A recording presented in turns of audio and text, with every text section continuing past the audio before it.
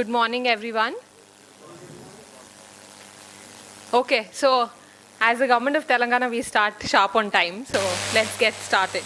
I'd request our chief guest today, Shri Dr. Jayesh Ranjan, IAS Principal Secretary, Government of Telangana, to please come on the dais.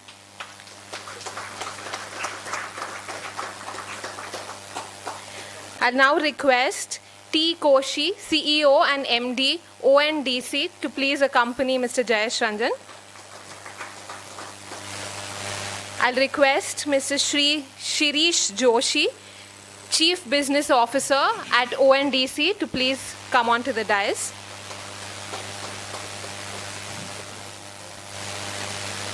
I'll request Khyati Narawane, CEO at FTCCI, to please accompany the dignitaries.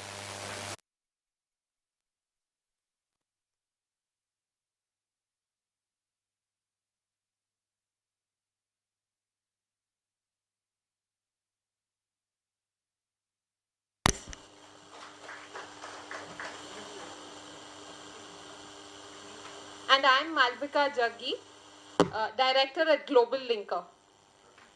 So, I'm pleased to take you all through the much-awaited program on how ONDC, which stands for the Open Network for Digital Commerce, that's going to be a real game changer for each of us today. Before I move forward, I must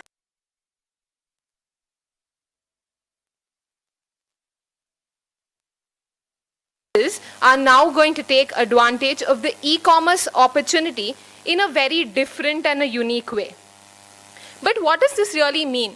And for the sake of simplicity and understanding, if you are a seller on any marketplace today, whether it's made in Telangana or any other marketplace, and if a buyer is looking for products on another marketplace, for example, Paytm, as long as both the seller and the buyer applications are ONDC compliant, your products will be discoverable.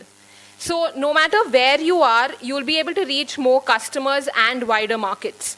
And in fact, this is exactly like what UPI did for digital payments. So if I'm on Google Pay and you're on PhonePe, we're able to send money to each other. That's exactly what we're going to do in the e-commerce industry. Now, the potential for all of us as sellers will increase dramatically when the buyer is able to discover us. And now that we understand the basic principle, the next question that comes to our mind is, how does one really join the ONDC network? I'm happy to tell you, and pleased and honored to tell you, that the government of Telangana has been very aggressive and progressive in adopting new technologies, new initiatives, to ensure that the businesses of the state are benefited. Thank you, Shri Dr. Jayesh Ranjan. Under your leadership and guidance, the innumerable achievements that the people of Telangana are witnessing is truly amazing. While Honorable Minister Shri K.T. Rama Rao is unfortunately unable to join us today, I would like to take a moment to thank him on behalf of all of us for giving Telangana opportunities in every domain. Just yesterday, we heard about Gland Pharma's investment announcement of 400 crore in Hyderabad, which will create immense employment opportunities. Ranging from the Gandipet Park to T-Hub to the incredible urban development and infrastructure, and to Formula E-Race, to winning the world's Green Cities Award and the largest of companies investing in Hyderabad. We truly are in what is called happening Hyderabad. Let us all come together, join hands, and applaud the government of Telangana for all these opportunities and promise to make the most of them. So how do we get started with this promise? Telangana State GlobalLinker is absolutely honored to have all you business owners join the next big revolution in digital selling. And what do you need to do? So all you need to do is create an online store via GlobalLinker, and you can actually do it in under 10 minutes, given the required information that ONDC requires, and you will be onboarded. We are proud to be one of the first platforms to be ONDC compliant and first in the state of Telangana. Our mantra is to always put the MSME first and provide all the required help that you need in this journey. I will now request that we go ahead with the lighting of the lamp ceremony.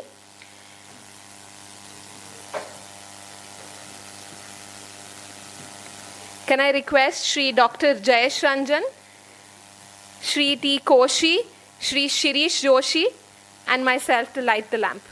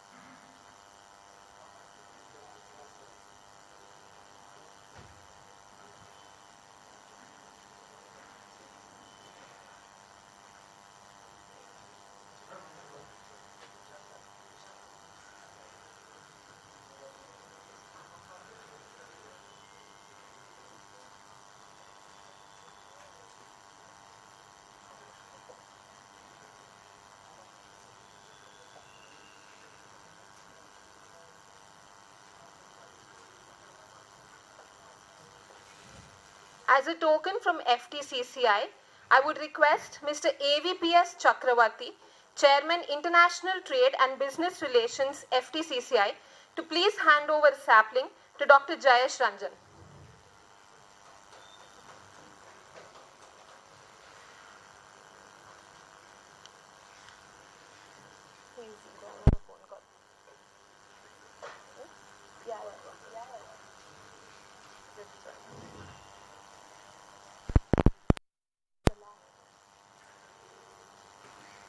In the meanwhile, I'd request Shri Anil Agarwal, President FTCCI, to please felicitate the ONDC team.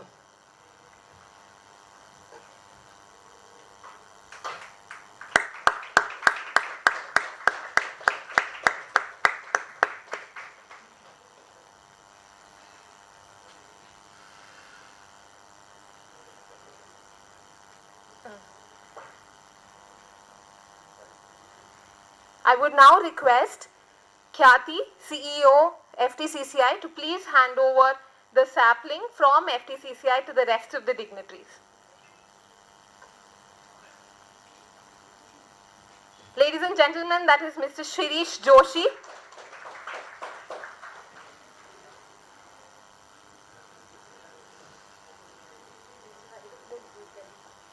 Please come. He is the chair of our ICT committee. Okay, great.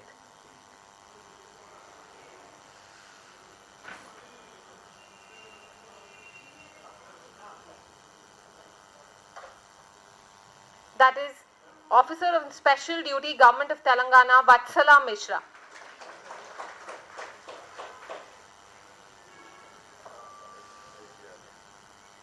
I request Mr. AVPS Chakravarti, Chairman International Trade and Business Relations, to please hand over a sapling from FTCCI to Dr. Jayesh Ranjan.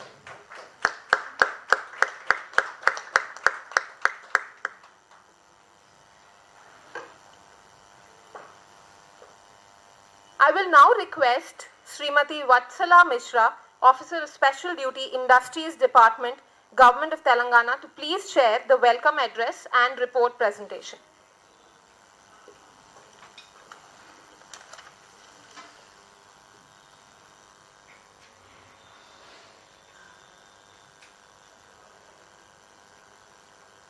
Good morning, everyone. A warm welcome to our chief guest, Dr. Jayesh Ranjan, IAS, Principal Secretary to Industries and Commerce Department, IT, Electronics and Communications. Shri Anil Agarwal, President of FTCCI, Mr. T. Koshi, Chief Executive Officer, ONDC, Mr. Shirish Joshi, Chief Business Officer, ONDC, and Ms. Khyati from FTCCI, and all industry participants. I welcome you all. I will start with a quick overview of the e-commerce sector, followed by some of the Government of Telangana initiatives. The global retail commerce market currently stands at $6.5 trillion. China is at number 1 with 1,535 billion, US at number 2 with 875 billion, and India is at number 7 with 97 billion market share.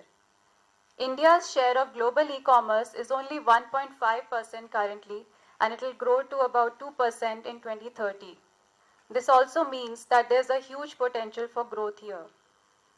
India's e-commerce market is one of the fastest growing in the world at about 20%, and this double-digit growth is projected to continue. The global average growth rate is at 9.6%. India's e-commerce sales as a percentage of total retail sales is still very small at just 9% compared to China's 46% and South Korea's 32%. The global average is at 21%. In India, since the beginning of pandemic, there has been a 71% increase in online orders. Quite interestingly, the market share of shoppers from Tier 2 and Tier 3 cities is growing and has increased to 61% compared to 54% in 2021. While Tier 1 cities have a lesser growth rate of 47%, Tier 2 and 3 cities show a high growth rate of 92 and 85% respectively. The key drivers of this growth are increase in smartphone and internet penetration, a young demography, and increase in disposable incomes. India's online shopper base will become the second largest globally by 2030 with 500 to 600 million shoppers. Currently, we are at about 340 million. The Indian e-commerce businesses need to take maximum advantage of this. In India, the number of e-commerce companies has seen a sharp growth with a total of 19,000 companies. When compared to US, which has 28,000 companies, India is not far behind. Now let us look at some of the Government of Telangana initiatives to promote digitization among MSMEs and small retailers. First and foremost is Telangana State GlobalLinker, which was launched in 2019 to build a digital ecosystem for MSME retailers of the state. Currently, we have about 12,000 plus Telangana members on this portal, and they get to network with the 4 lakh plus MSMEs registered across the world. The main highlight of the platform is an online store builder which helps companies create their own e-store free of cost. They can also avail free domain and lifelong cloud hosting. Amidst the first lockdown in 2020, Telangana government and GlobalLinker collaborated to launch a portal called Kirana Linker, which enabled all Kirana stores to create their own online stores in under 10 minutes. Another initiative, Made in Telangana Mall, was launched in 2021. This mall is a hub for specialty of Telangana by local sellers for products such as pearls, apparel, home decor, furniture, appliances, etc. Telangana government, in partnership with GlobalLinker, has become ONDC compliant, as Malvika mentioned. Eventually, the products and services of the registered sellers would be discoverable across all ONDC participating solutions. I would now like to read a testimonial from Ms. Himani Gupta, who is a partner at Kriti Sustainable Livelihoods and created her e-store through Telangana State GlobalLinker. Himani says, being online is an absolute necessity today. We started our journey during the lockdown by creating an online store with GlobalLinker. When orders from physical store and exhibitions dried up, the online channel helped keep the orders flowing. Now, it is very exciting to see orders come even from small cities in Bihar and Rajasthan. We will now play a testimonial video of Ms. Shalini Balaji, founder of Shalini Spice and the brand Soy Joy.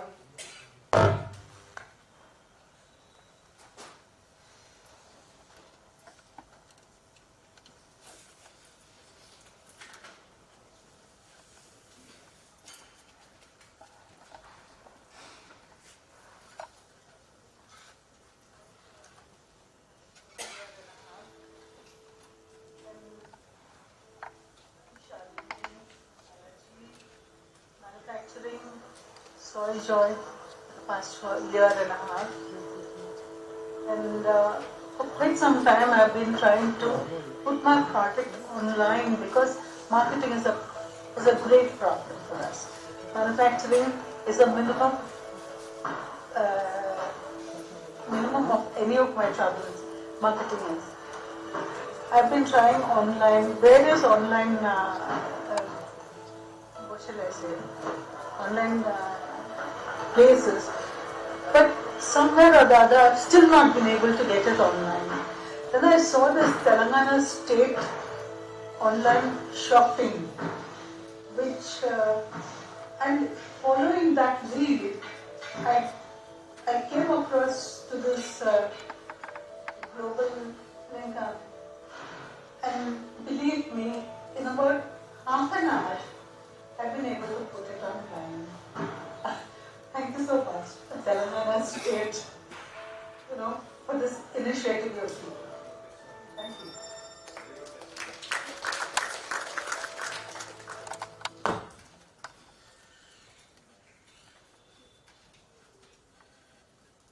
Among other collaborations, Government of Telangana signed an MOU with Meesho in November 22 to provide opportunity to local MSMEs to sell to Meesho's 11 crore customer base across India at 0% commission. Meesho conducted their first onboarding session 2 weeks back at Aleep Industrial Park. Another MOU was signed with Just Dial in March 22 to help MSMEs become discoverable across the country. So far, 17,600 local businesses have been added to their platform. Government signed an MOU with SAP India in December 2020 to support digitization of MSMEs by offering technology at affordable price and also providing them access to global markets. In the end, I would like to emphasize the importance of having an online presence, especially for small businesses. I hope that maximum number of MSMEs in Telangana will take benefit from these government initiatives, get digitized and grow their businesses. Thank you.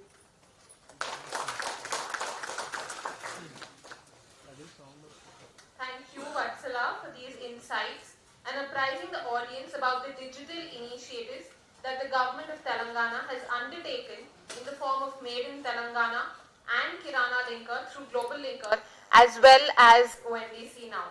We hope to see more and more businesses join the GlobalLinker network and make the most of this opportunity. Over 4 lakh plus businesses today across the world are already deep diving in this journey. So we invite you to do it as well. I would now invite our chief guest, Shri Dr. Jayesh Ranjan, Honorable Principal Secretary, to please share a few words on today's topic.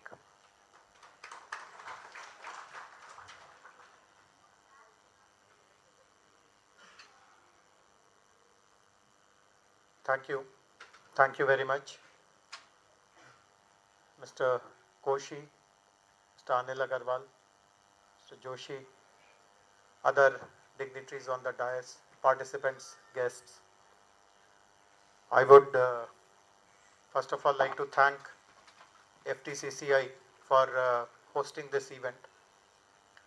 Eventually the success of these kind of awareness sessions, knowledge building sessions will be in terms of how many of our companies, particularly MSMEs or entrepreneurs, are onboarded on the ONDC platform.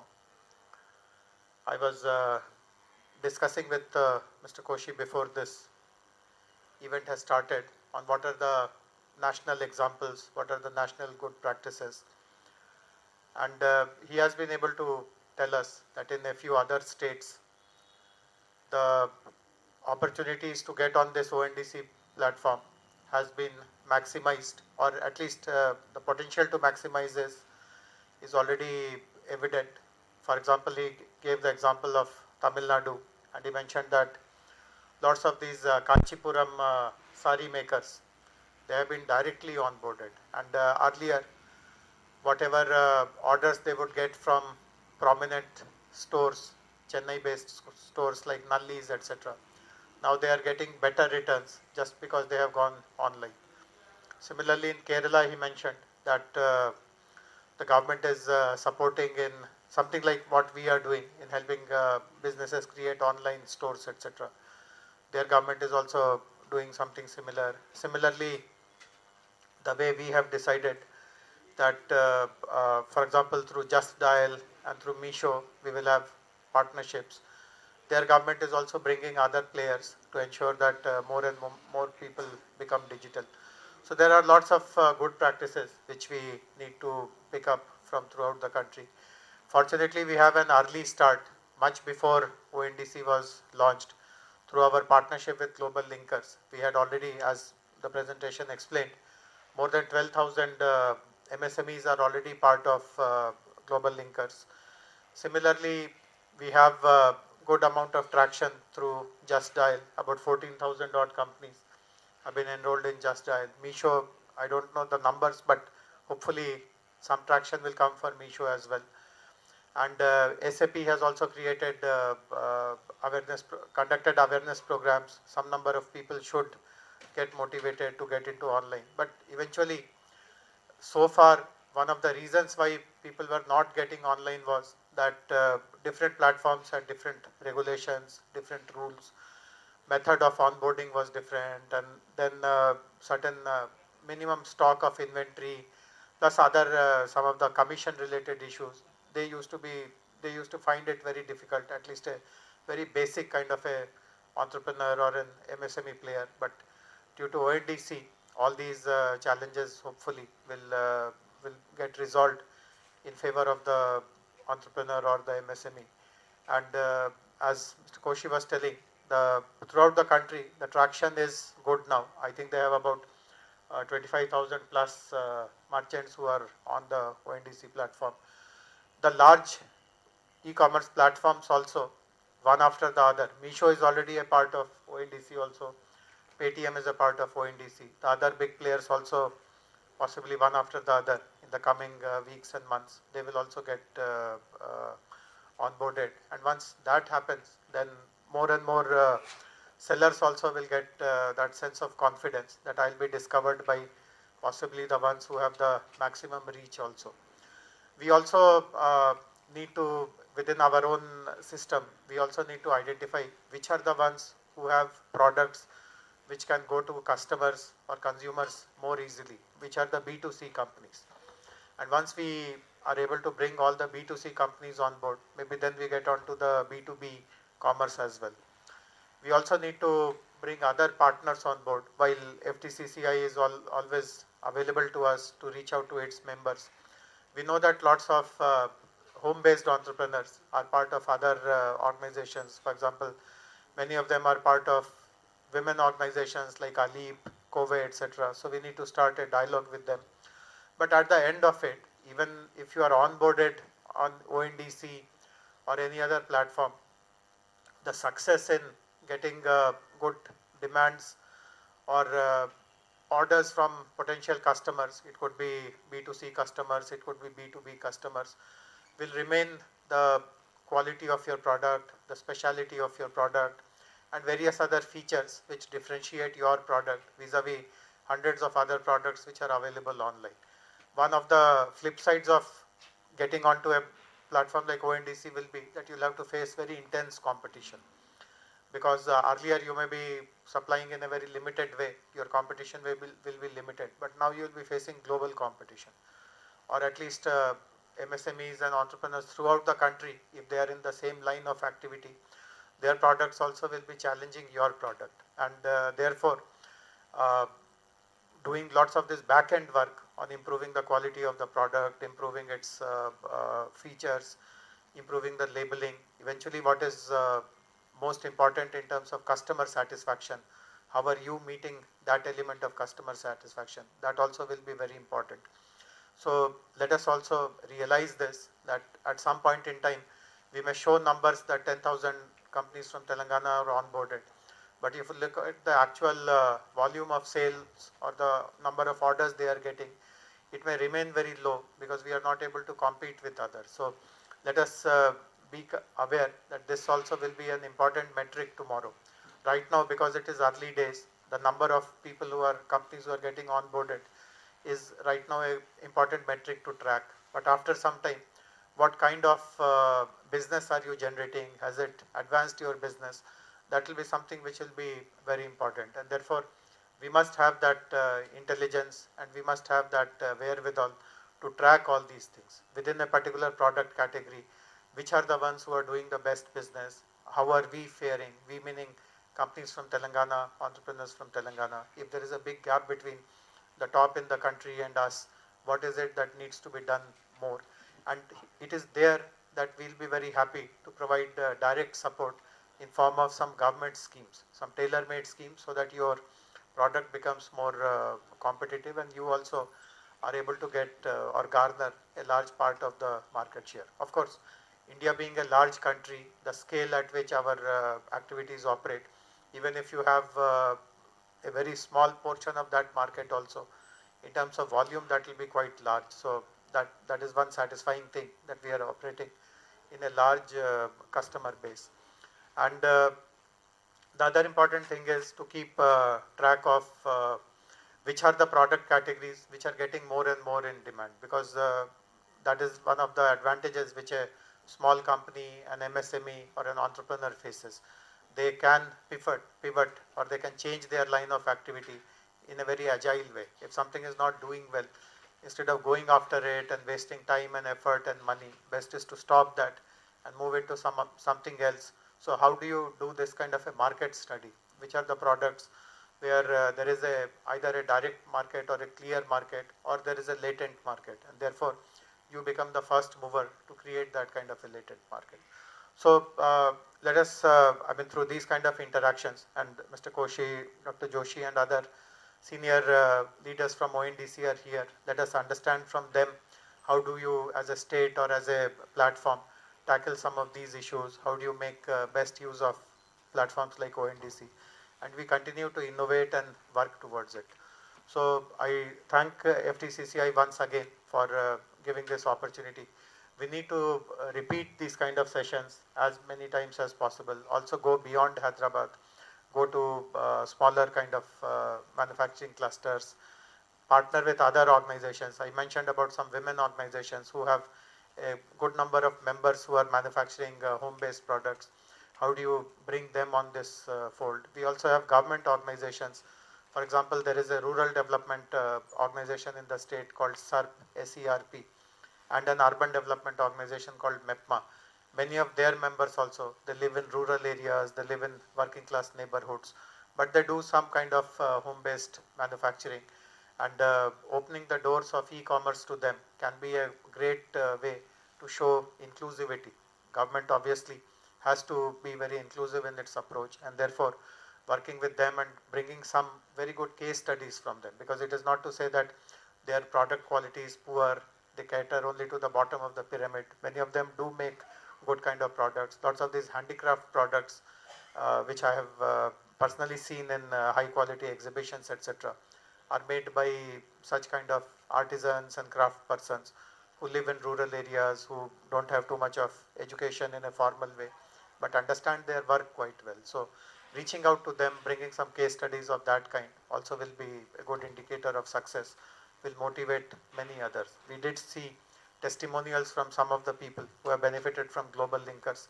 We continue to gather these kind of testimonials, because lots of time, while people may have awareness, people may have that kind of understanding, but that little bit of confidence gap, that maybe it will not work for me, why waste time and effort, that will be overcome or can be overcome if we show similar other people who are also sellers doing well using this platform. So it requires a very focused kind of a strategy, and I would request my team here, Vatsala is representing MSME sector from my office, to start working in a very focused way to ensure that the good intention behind which ONDC has been structured and created, all that is, as I said, maximally utilized in our state of Telangana also.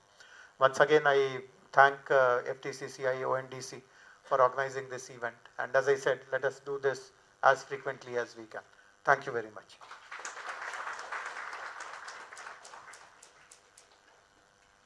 Thank you, sir, for those insightful and thoughtful words. And as always, bringing to the MSMEs of Telangana such wonderful opportunities. I will now request Shri T. Koshi, CEO and MD, ONDC, Open Network for Digital Commerce, to tell our eager audience today about how ONDC can be a game changer for each of our businesses.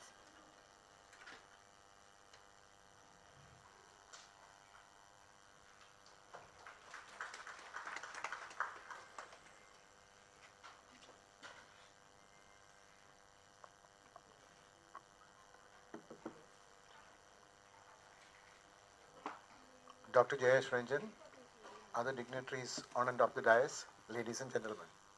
It's indeed a pleasure for me to be here today to share with you the mission that we are on in transforming the digital commerce in India. It's a very new initiative even globally.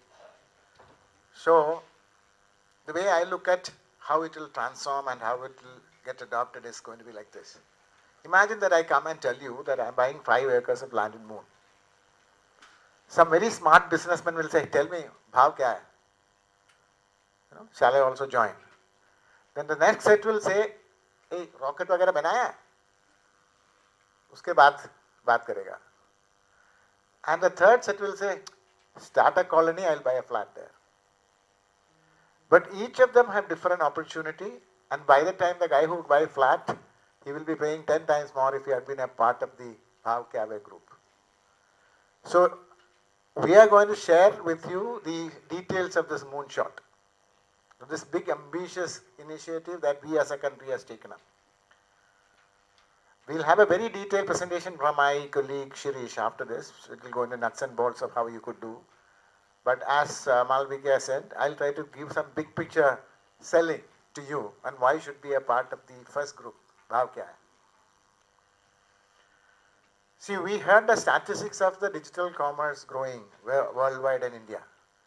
But if you go a little deeper, you will see some very, very special trends. Go globally, 4 e-commerce companies have 42% of the market share. Go anywhere in the world, the same kind of concentration is happening. In India, it's the same thing. While we talk about number of e-commerce enterprises there, 2 or 3 of them together will fall something 80-90%. So the nature of the e-commerce, whether it is in consumer goods, whether it is mobility, like car hailing, or whether it is in food, all of them have very high levels of market concentration with few limited ones, and rest of them are irrelevant. And rest of them can never keep up, because the network effect, what the economists say, will ensure that this closed wall gardens will feed on each other and will become unseatable. And that is a reality. That's why even for them the priority will be the cream. I am sure that all of us are very active users of e-commerce. I am. I'm sure that nobody is sitting here.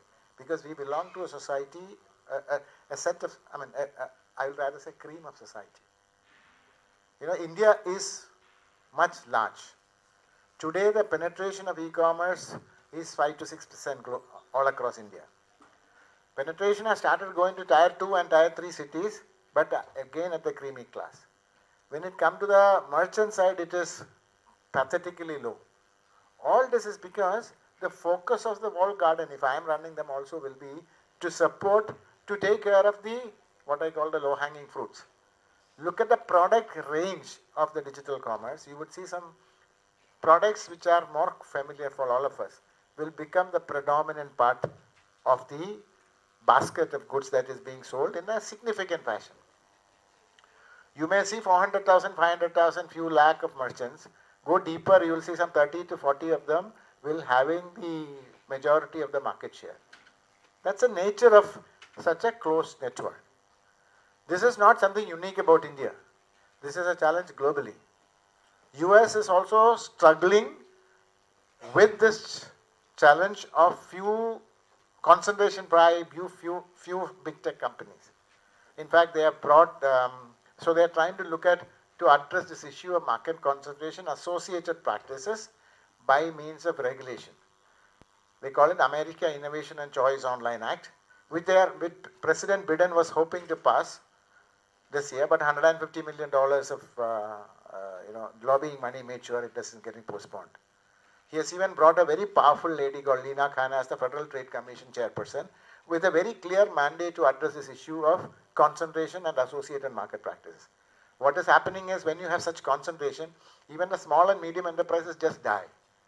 So there is statistics evidence which is supporting that significant amount of weakening or mortality has happened with respect to small and medium enterprises where heavily concentrated market players do operate. Same is the case with the European Union. European Union is trying to address this with the issue called Digital Market Access Act. Again addressing two issues, concentration, and they call such concentration entities with such concentrated power, they call them gatekeepers, and the practices of those gatekeepers and the impact of the industry. So they are trying to attach it to regulation. The Chinese said, forget all this regulation, I will just take control. I'll tell Jack Ma, I'll tell you what to do. But India, we decided a very different approach. India said we are going to use technology and markets with enabling policies. See, open network, the moonshot, which I said in the beginning, is an approach in this kind. First time in the world, and which we are expecting that could make significant transformation. We attempted something similar in the payment side. In commerce, there are two sides, money and goods and services, of course. Money, earlier, we had very poor extent of digital transactions. And when we, first time in the world, attempted an interoperable, unbundled framework of UPI, from 250 million transactions a month 6 years ago, it has reached 7 billion transactions a month and is expected to go to 20 billion, 30 billion in a month. That is because of a unique experiment that we have done in India. And when we started, everybody said, oh, it's a developing country problem. They're trying to solve. But today it has been accepted as the global best standard in terms of financial transaction. And you would have seen in the newspaper, many countries are adapting. Yesterday I saw in the news that Singapore and India has formally agreed, between the heads of the state to have UPI-based transactions. And many other countries, 7, 8 countries are in advanced stages and some 30, 40 of them are under discussion. That is on the money side, we started 6 years ago. On the good side, we started practically 6 months ago in any serious fashion. That is open network digital commerce. What is our ambition? In future, all merchants who have any products or service to offer in a catalog fashion to a broad set of audience, not one-to-one, not like somebody producing for their own end customers. Anybody who has a catalog will make that catalog visible in this open network using ONDC protocol. Like all of us have a web page. And today when we have a web page, you don't have to worry, hey, should I go to Chrome or should I post in this web server? Because it's an HTML page. Like Malviya and in fact more importantly as Dr. Jayesh Ranjan said, it is what you offer that is going to make the difference. The traffic will be dependent on what you offer, not whether you have a captive set of clients. Whereas in digital commerce, do you have a captive set of clients? But in the open network, every digital commerce, every entity with a catalog will make it visible on the network. And there will be different buying platforms who for their clients will give a buying interface to help them buy what they want. Just look at the possibilities that it is going to explode. Today there are many enterprises who have large number of digital consumers. Look at bankers, fintech. And I'm just telling you the big guys. if they want to offer digital commerce for their clients, they have no option. Because let's assume, just take an example, let's say IDFC Bank, Kotak Bank, SBI. They have consumers for banking. Supposing they said, I want to give all my banking the ability to buy a mobile phone, buy an air ticket, hail a taxi. They'll have to go and tie up with all the sellers, correct? But tomorrow they don't have to, because they only need to help them search in this open network and close the deal and make the payment. So and this pool of buyers suddenly will become a billion, because in our country we have something like a billion people using smartphones. So it is no more Amazon say I have 200 million, or somebody saying, Misho saying I have 100 million, or whatever it is. It is the Indian community who can digitally transact of 1 billion available for any seller application. And you don't have to, for example, let's say you have a product to sell, you don't have to go on. Today, if you want to have big access, you have to go and tie up with Amazon, you have to tie up with Flipkart, you have to tie up with Misho to get increase. If you do only with one, only the customers of one is relevant. And each of them is separate enterprises. Each of them have their own separate rules. Each of them separate payment conditions, commissions, advertising, and so on and so forth. Whereas tomorrow, that's not how it is. Each platform, big or small, can make their catalog visible and establish, as Dr. Ranjan pointed, establish your credibility for the quality of your good. Then any of this buying platform can come and access you. You don't have to go around, tie up with all of them. That's why I was sharing this example which Dr. Ranjan kindly quoted of one of the POCs we attempted of helping, SIDBI rather helped some 8-10 Kanchipuram weavers to make their Kanchipuram silks available directly online. And we are also doing many other initiatives to build trust. Okay, so when this weaver is online, now I can directly buy. They can publicize, go and search for Durga silk, just using some name. It's available. Go to, as a buyer application, we have Paytm today, Misho today, IDFC Bank today, PhonePe will go live, and many more will come. Airtel will go live. You just go there and say, you will throw up. Because the platform will not try to decide whether he should come first or second.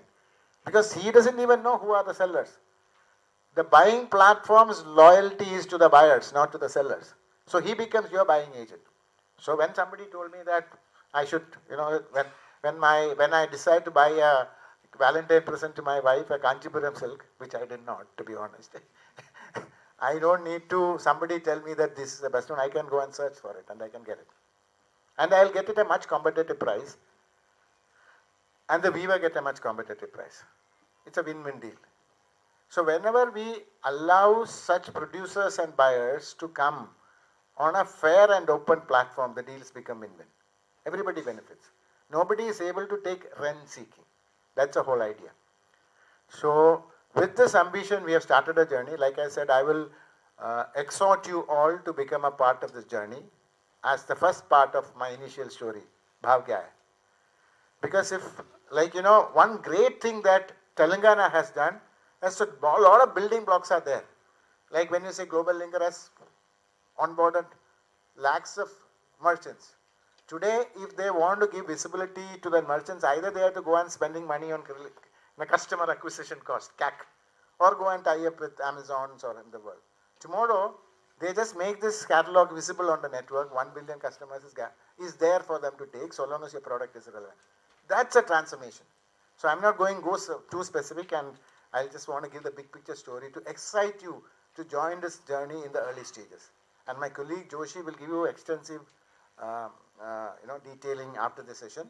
And of course, you have enterprises like GlobalLinker with the support of the state government, which is fully willing to put muscle behind and provide infrastructure training, capacity building, and even help digitization through probably some smart schemes to make sure that everybody can take advantage of this equal opportunity.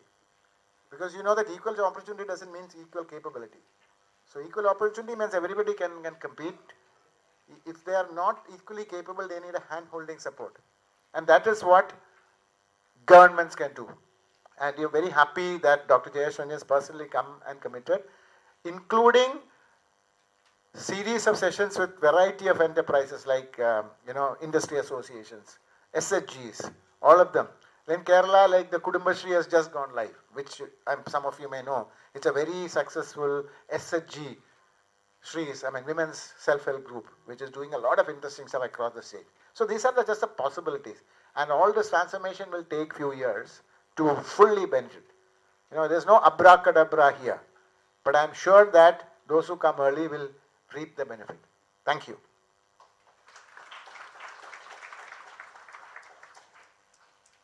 Thank you, Mr. Koshi. As always, I think as of now we are all buying online. It's time we sell online. And I think by next Valentine's Day, Koshi ji, we should all the men here are going to search via ONDC. Moving on, I'll request Shri Anil Agarwal to please share the closing remarks for this session.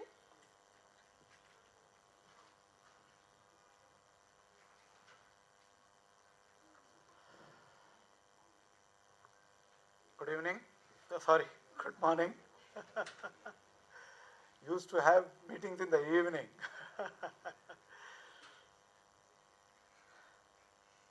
Welcome you all. Mr. Koshi, CEO of ONDC, Mr. Shri Joshi ji from ONDC, Malvika Jaggi from GlobalLinker, and Ms. Vatsala, OSD Government of Telangana, our CEO, managing committee members, participants, ladies and gentlemen. ONDC, it's a game changer, no doubt. And it's a good initiative taken by the government to break few monopolies. There are big, large companies who have got monopolies, like they will be charging more commissions and they will be having their own terms and conditions. But ONDC will break all these things, and many small traders and retailers and MSMEs will be boarded on this platform. I remember whenever I purchase a traveling ticket, similar to ONDC, there is an app called Sky Scanner. It doesn't allow you to purchase tickets, but it will show you all the options which are available for traveling. Maybe once Hyderabad to Bombay, when you are traveling, it shows all the options, timing, all the airlines are also there on that platform. And the minimum price, there are filters, many filters are also available. So whenever I have to purchase, then it will take directly to the site, like Make My Trip, Ease My Trip. It will take directly to the site, and from the site I can purchase. So similarly, ONDC will be of that kind only. And nowadays, we see many Swiggy and Zomato. I have been to one ice cream shop near Jubilee Hills on Sunday. It was Sunday evening, and it was totally empty. I was asking him, how you manage? There is no business. He's telling, no, I'm not dependent on physical. It's totally Swiggy and Zomato business nowadays. He has got booking of Swiggy and Zomato to the tune of 30,000, 40,000 rupees per day on Swiggy and Zomato itself. So online business is a thing of the future, and everybody, we are also dependent on online. So, we are expecting this business will grow multifold by 2025, and we are expecting it should go up to $200 billion. Seeing all this, the government of India has come out with this initiative where every buyer-seller, very small buyer-seller also can be boarded on the platform of ONDC. They can sell their product, they can market their product, they can have the presence of the product on the platform. So I thank ONDC also and GlobalLinker for arranging this meeting so that we should also know something about ONDC. I know only few things, but if we know something about technical sessions about ONDC, everybody will get benefited. And coming to our federation, as you all know, it is 105-year-old organization. It is Apex Chamber of Telangana. We have got 3,000 direct and 25,000 indirect members, like many associations are also our members. We have got 20 expert committees. and each committee is being headed by a chair who is expert in his respective field. We have got Industrial Development Committee, we have got ICT Committee, chair of our ICT Committee is sitting here. We have got Environment Committee. Relating to trade, commerce, business, we have got all committees, including GST Committee, Income Tax Committee. And we work closely with the government. And Jai Shranjan is always supportive of our federation activities. Federation. So I request you also to become part of federation and contribute so that we can grow together. Thank you. Thank you.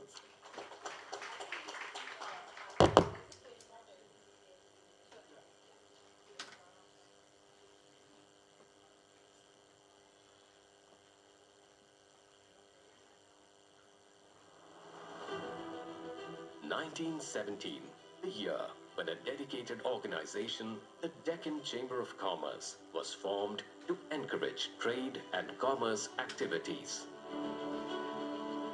The historical journey of the organization has witnessed great transformation as per the changing needs of the industry and businesses.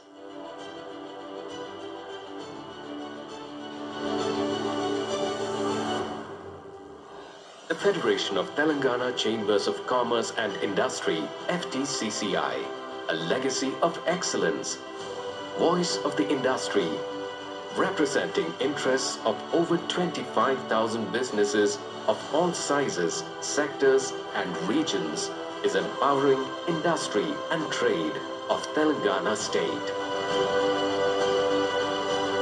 A world leader in pharma, a global hub for vaccine, home to all major MNCs, leader in IT exports, and emerging first stop of India. FTCCI advocates a pro-business environment, caters to the needs of MSMEs, budding entrepreneurs, and traders through its advisory services in taxation, market information, industry-related issues, B2B connection. The Chamber has its nominees in the state-level advisory committees to help drive business productivity. FTCCI aids in providing certificate of origin for exporters, issues visa recommendation for business travels. The Federation imparts job skills through its dedicated skills center. It has adopted 14 government ITIs to improve the employability of students. With a uniquely global perspective, the FTCCI events reach a highly engaged audience, policymakers and stakeholders aiming towards Atmanirbhar Bharat.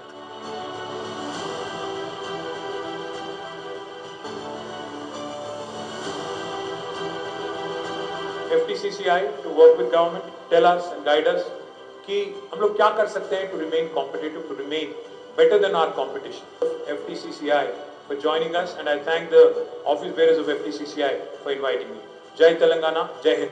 Come and be a part of this dynamic and proactive organization. Together, let's realize the vision for a progressive future.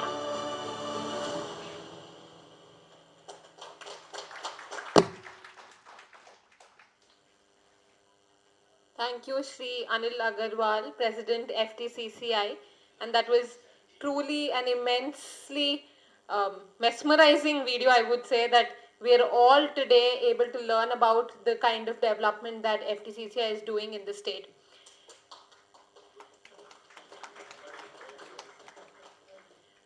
We will now have a short 20 minutes break. With this, we come to the conclusion of the inaugural session. But post the tea break, we will have a detailed session by the Chief Business Officer, Mr. Shirish Joshi, in how you can actually get onboarded onto ONDC. He will give live examples and a case study about how it works. Thank you. And please join us back in the next 20 minutes. The timing? So 11:15, we'll see you here.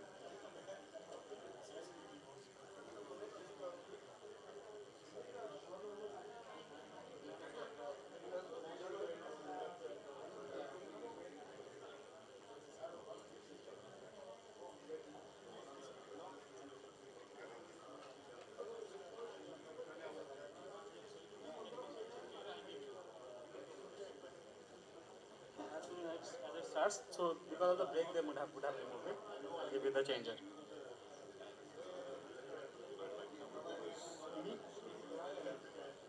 At 11:15, there's a video. They can start the video while speaking. Come and sit. I don't know.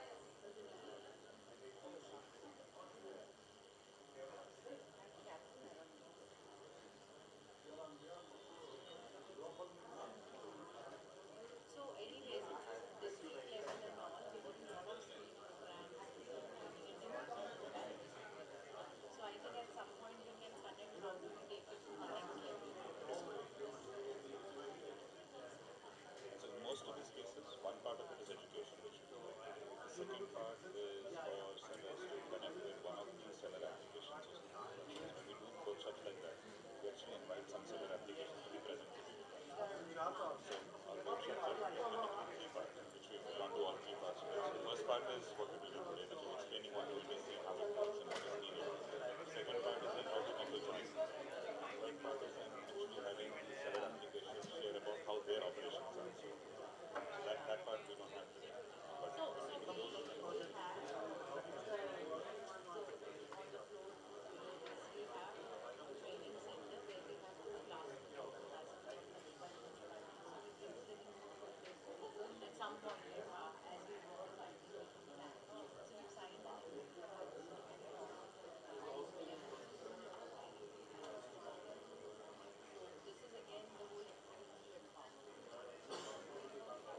how many members do you have? Is there like a Telangana chapter also working with you?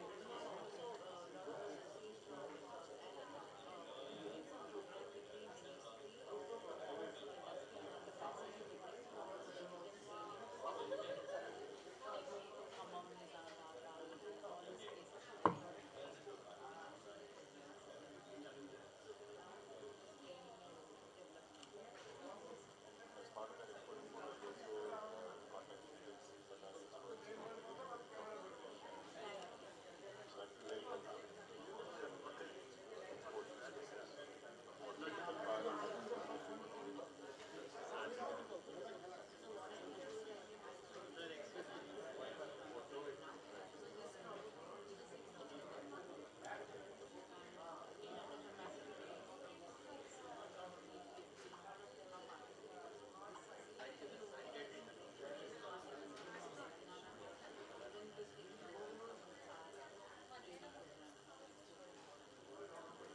recognized for exporting model management. Got it. What's the capacity?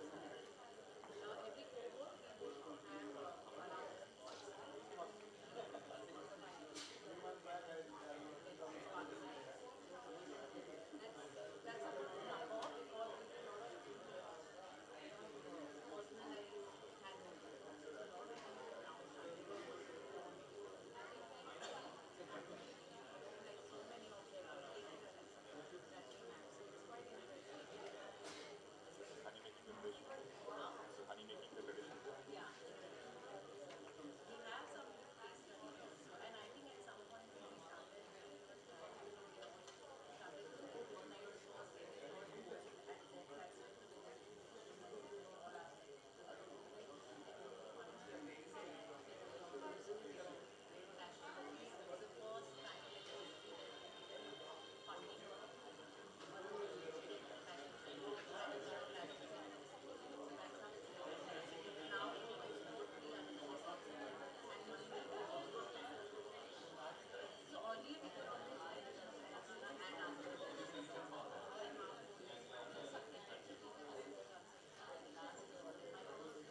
Exclusively Madam, this is my card. I'm a retired professor Usman. I'm working on MSME, a project. You got your card, madam? No problem. I'll take it.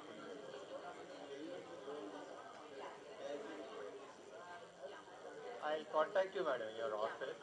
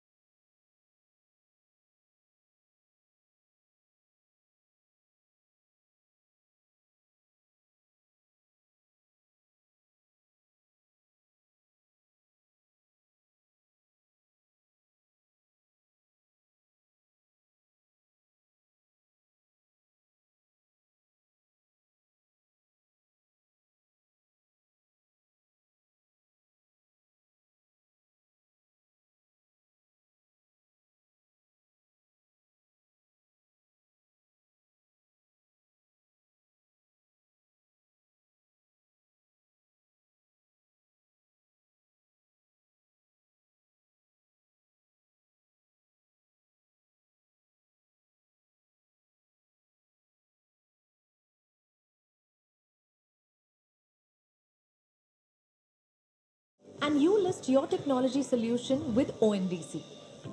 Seller apps on the network can leverage your technology to build catalogs for their sellers.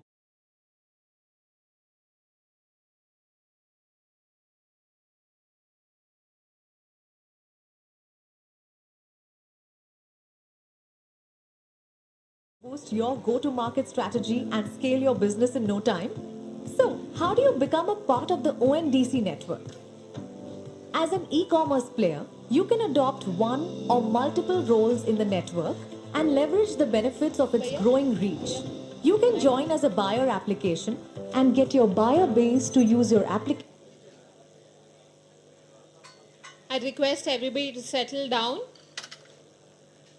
We are now moving to the next part of today's session, which basically is the most awaited part about what ONDC is, how do you really get started, how do I join the platform, what are the different other businesses that are benefiting from it, is there an example or a case study that one can see.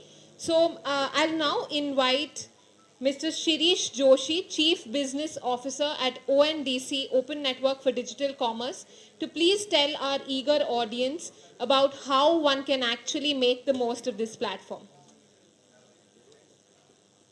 Over to you, sir. Thanks, Malvika, and good morning, everyone.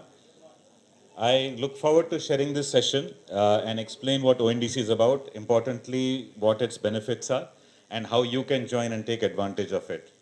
Now, ONDC is the first of its kind anywhere in the world. There is no exact parallel. So when I explain this, there will obviously be questions in your mind because there is no exact parallel to this. And the only way to truly understand ONDC is to ask those questions. So what I will try and do is I will try and get through the presentation quickly and give lots of time for question and answers because there will be many in terms of how this operates. Also, as you will see when the presentation unfolds, ONDC is not one fixed model. There is no one way of doing business. And what ONDC presents is a flexible way in which anybody can do business their way. So you have to apply your imagination to your business, to your context, to your situation, the items you are making, the items you are producing, the items you are selling, where you are selling, to whom you are selling. Your context is unique to you. And so try and apply your situation, your requirement to what you hear about ONDC. See how it will work for you and ask questions in that context. When you do that, that's when ONDC will make sense. All right? So let's jump right into it. First, what is ONDC wanting to do? If you were to really distill it down to the core purpose, the one thing that we must achieve, it has to do with e-commerce penetration. 3 years ago, the entire world was hit with the COVID-19 virus. And when the virus came the first time, nobody knew exactly how long it was going to last, how deadly it was going to be, when the vaccine was going to come. Nobody knew anything. So the only control measure any government had at that time was to prevent people from moving around, lock them down. And when you lock people down, automatically there are questions that come. How does the business keep running? How does the economy keep running? How do people get their food? How do people get their medicine? So that question generated a requirement for which ONDC is the answer. That how do people get all their requirements if they're not able to do physical commerce? Now, today the reality is everything is physical, right? 2 years of COVID have gone. We are back to our physical lives. All of us are sitting here in a big room. None of us are wearing masks. So it's like life goes on. Now, we are used to physical commerce. And because of that, and because of the constraints of e-commerce today, very small part of sellers are digitized. Less than 1% of anybody who has anything to sell in this country operates digitally. Less than 1%. That's how small it is. There are more people. So from a people shopping standpoint, it's more than 1%. It's probably around 4 to 5%. But because of this, the total commercial activity in the country is only about 5%. So of all sales and all activity across all platforms, only 5% is taking place digitally. And even that 5% comes largely from people like you and me, from big cities, from big urban centers. And if you look at rural areas, small towns, while there are orders even from those places, but the total quantity of those orders is very, very small. So for India, e-commerce is actually a very, very specialized niche activity confined to the large urban centers if you look at the volume of activity. Its benefits and its reach is not available to everyone in the same way. So that's the goal of the ONDC project, to expand that reach to full scale, right? So have everybody who has anything to buy or sell anywhere be part of this network. So we will look at total amount of transactions that are taking place, total value being transacted, total number of people who are selling, Also, share of people who are buying, and shared means two things. It means the number of people who are buying, so you want everybody to be shopping, but not just shopping for a few things and everything else goes physical. A larger part of what they're buying should also be possible digitally. So it's share in both those ways. And finally, from a geography perspective, not to say that somebody somewhere can buy something from e-commerce. No, every single product, every single service, every single category, all domains should be available across the length and breadth of the country. So that's the extent and ambition to which we were signing up for. Now, what are we solving, right? If that's the ambition, the current situation is that there is very little, then what are we solving? Today, e-commerce feels like it is a great solution, but actually it comes with a lot of limitations, right? And as you get into it, you start to realize it. So first of all, everybody wants to do e-commerce. Why? Because e-commerce promises scale, right? You can be much larger than what you are today, than you can be with physical commerce. So sitting in one city in Telangana, I can sell right now to the whole country and one day maybe to the whole world, right? So that's a huge market. I can't do that physically. So for a seller, that's the big attraction. For buyers, also similar attraction, that when I shop in my neighborhood, I get to see some things, but if I have the entire country's catalog available, I can then discover exactly what I want and order it from where I want, right? So whether for consumer or for the seller, the attraction is of that scale. But today, scale is available only in a limited way. So if I'm a restaurant, I probably have only 2 applications on which I can really sign up. If I'm a taxi driver, maybe only a couple of applications on which I can sign up. If I'm making things for the household, 2, 3, maybe maximum 4 applications. So no matter what kind of a producer I am, I have very limited ability to find scale. And then there are many categories where I don't have scale. Right? I could be making some special spare parts, or I could be making material for a particular industry. Then I don't even have a scale platform. I have to struggle and I have to do a lot of work online, offline to discover my market and do that. Right? So scale, first of all, is available in only limited areas, and even there the options are limited. So that's the first constraint. Then even if you are able to be a part of it, it comes with its own terms and conditions. You cannot decide how you'll operate. You'll have to obey the rules of the platform. So as a manufacturer, you can send the correct product to the correct consumer in the correct amount of time. But if the consumer says, I don't want it, I want to send it back, the item has to be shipped back to the seller. And who pays for that? The seller. Okay. Now, if it is not a return, if it's a replacement, then it's even worse. Then this item comes back, that's one cost. Then the replaced product has to go back to the customer. That's one more cost. Who pays for that? The seller. Sellers, when you do a real business in a real store, a customer walks in, you give them the item, they give you the money, you have the money instantly. But online, you may have to wait 5 days, 7 days, 10 days to get your money. So that's another constraint. Then commission. Online, you have to pay a pretty substantial commission. So all these terms and conditions, you have to automatically accept. You can't pick and choose. So to do business on the scale platforms, while scale is available, it is available at a cost that everybody cannot bear. Very few people can bear. And that is one of the biggest reasons why the seller penetration is so low. Very few people find it amenable to do business in this fashion. Now you can do e-commerce outside of these big platforms. You can build your own website. Right? That's possible. That's not very difficult. So when you build your own website, you are freed from the terms and conditions. Now you can show your entire catalog, which the marketplace might not show all your products. They might show only a few. So now you can show all your products. You can operate on exactly your terms and conditions, but you don't have traffic. So now you have to spend on driving customers to your website. That is expensive. That is not cheap. And you will need them to keep coming again and again, because you don't want to do business only today or this month. You want to do business for years to come. So you have to constantly keep spending. So you are free from one problem, but now you are into another problem, which is also expensive. And the only other way would be you build your own full e-commerce website so that over a period of time, you can start accumulating your customers.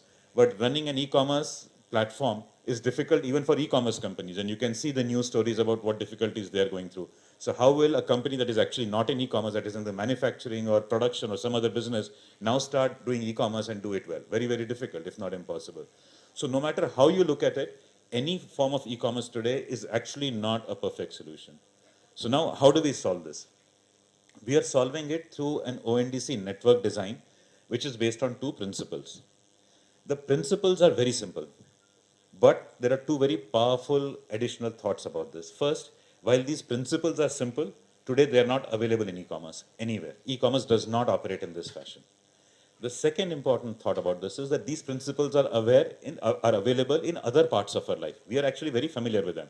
We are just not familiar with them in e-commerce. So let's look at the first of this, unbundling. What does unbundling mean? Today we experience e-commerce where one company does everything. all the activities related to e-commerce for that activity are done by that one company. So we only deal with that one entity, and we know that one entity is doing everything. That's our experience of e-commerce. Because of that, buyers and sellers both have to be present in that entity. I can't be in one platform and shop from something else which is on another platform. These platforms don't talk to each other. Each platform is like a complete universe by itself.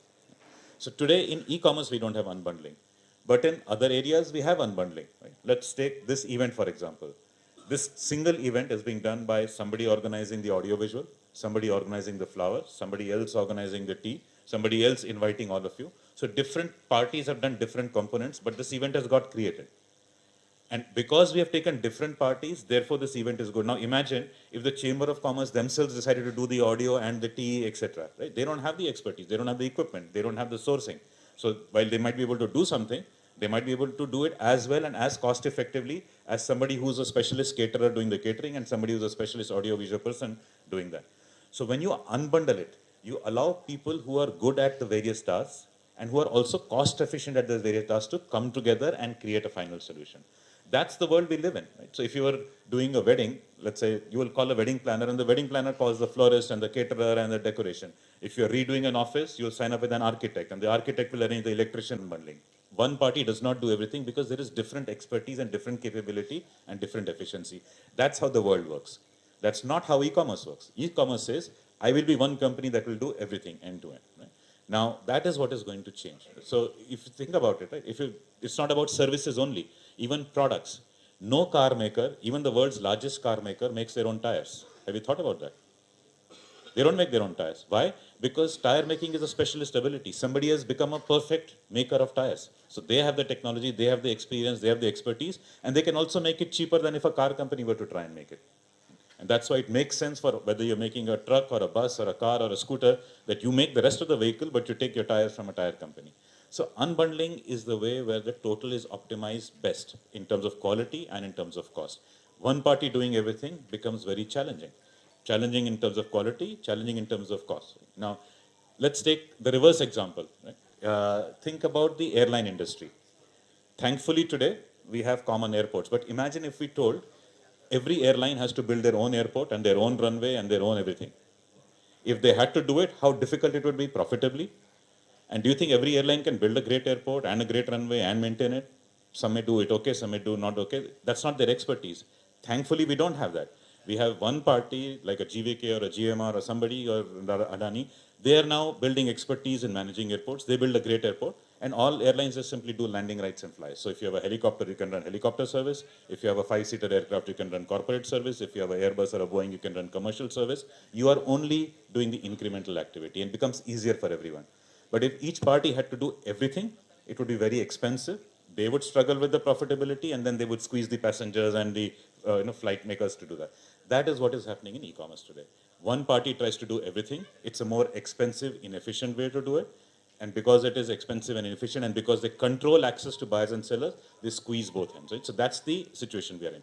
So unbundling is a release from all that, where each party can now do their own activity based on their expertise. Now, how does it all come together?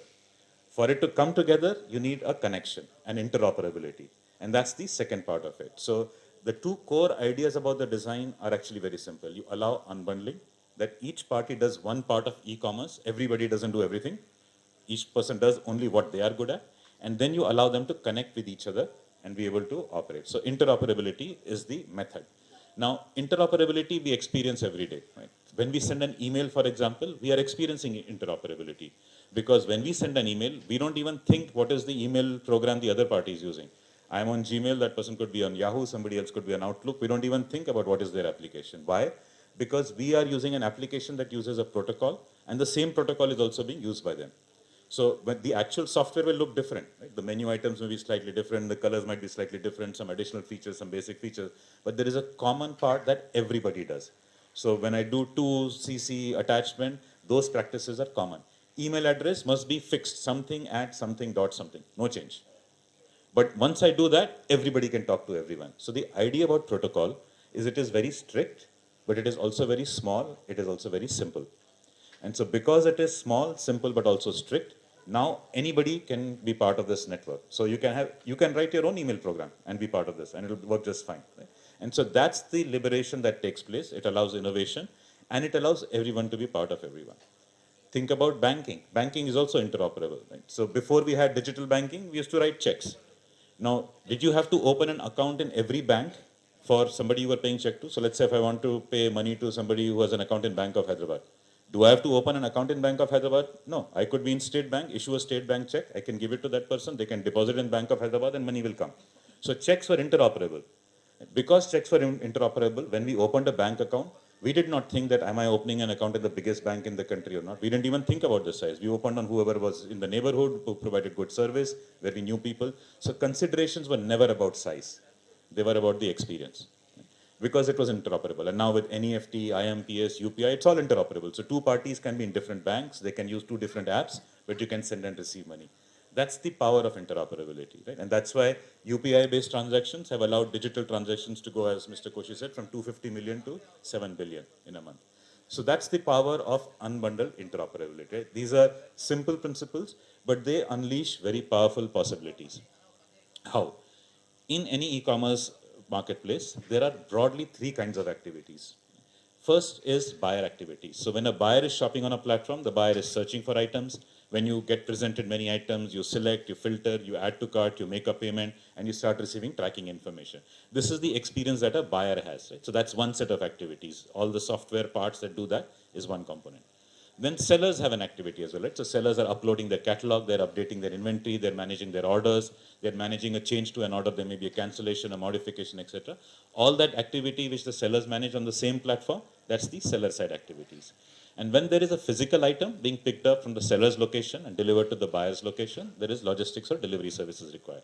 So these three activities are present in every platform, whether you're ordering food, whether you're booking a taxi, whether you're buying products for the home or for the office, all of them have these three groups. These three groups are connected. They're connected with a protocol which is proprietary to that company. So when you're ordering food from a food company, they have their own software, their own protocol, and that's how they've connected all these parts to give you the total experience. You go to another platform, they will also have these components. They'll look slightly different, but they will do essentially the same job. They are also connected, but this is now a different protocol. So different companies have their own personal private protocols, which are not public. Because they're all different from each other, these platforms don't talk to each other.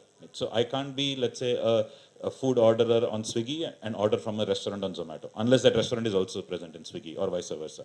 Or if I am using the Ola cab app, I can't book an Uber app, Uber cab, right? Unless that person has booked their car also on the same app. So unless the party is on the same app, we cannot transact, we cannot interact. Right? So interoperability does not exist. But now what happens when you unbundle it? So now if you look at the bottom of the screen, that's the unbundled version of it. Now you have one party who does the buyer side activities, all the search, add to cart, payment, all those activities, the buyer side activities done by one party. The seller activities done by another party, all the catalog management, updating of inventory, order management, all of that done by second party. And then somebody else providing the shipping requirement, pickup and delivery, third party. They are connected with the protocol that ONDC has built. And ONDC protocol is public. It is not secret, it is not private. It is completely public, available in the public domain. So now we are getting the same solution. The top part of the screen is the private solution of a private party. Bottom part is the ONDC network solution. Two important differences. Different activities are being done by different parties, and the protocol is open and public. Those are the two differences. But the final solution, exactly the same. So for the buyer, there is no difference in shopping on an existing platform or buying on a network from a process standpoint. But there are many advantages we will see in a minute. Now, when you're able to break it in this fashion, then over a period of time, you will have many parties each doing some component or the other. You'll have many parties doing buyer activities, many parties doing seller activities, many parties doing logistics, all of them connected to each other with a network. So think about the phone systems. Right? We have many phone companies in India, we have many phone companies in every country. All of them are connected with the standard mobile telephony protocol to a common network.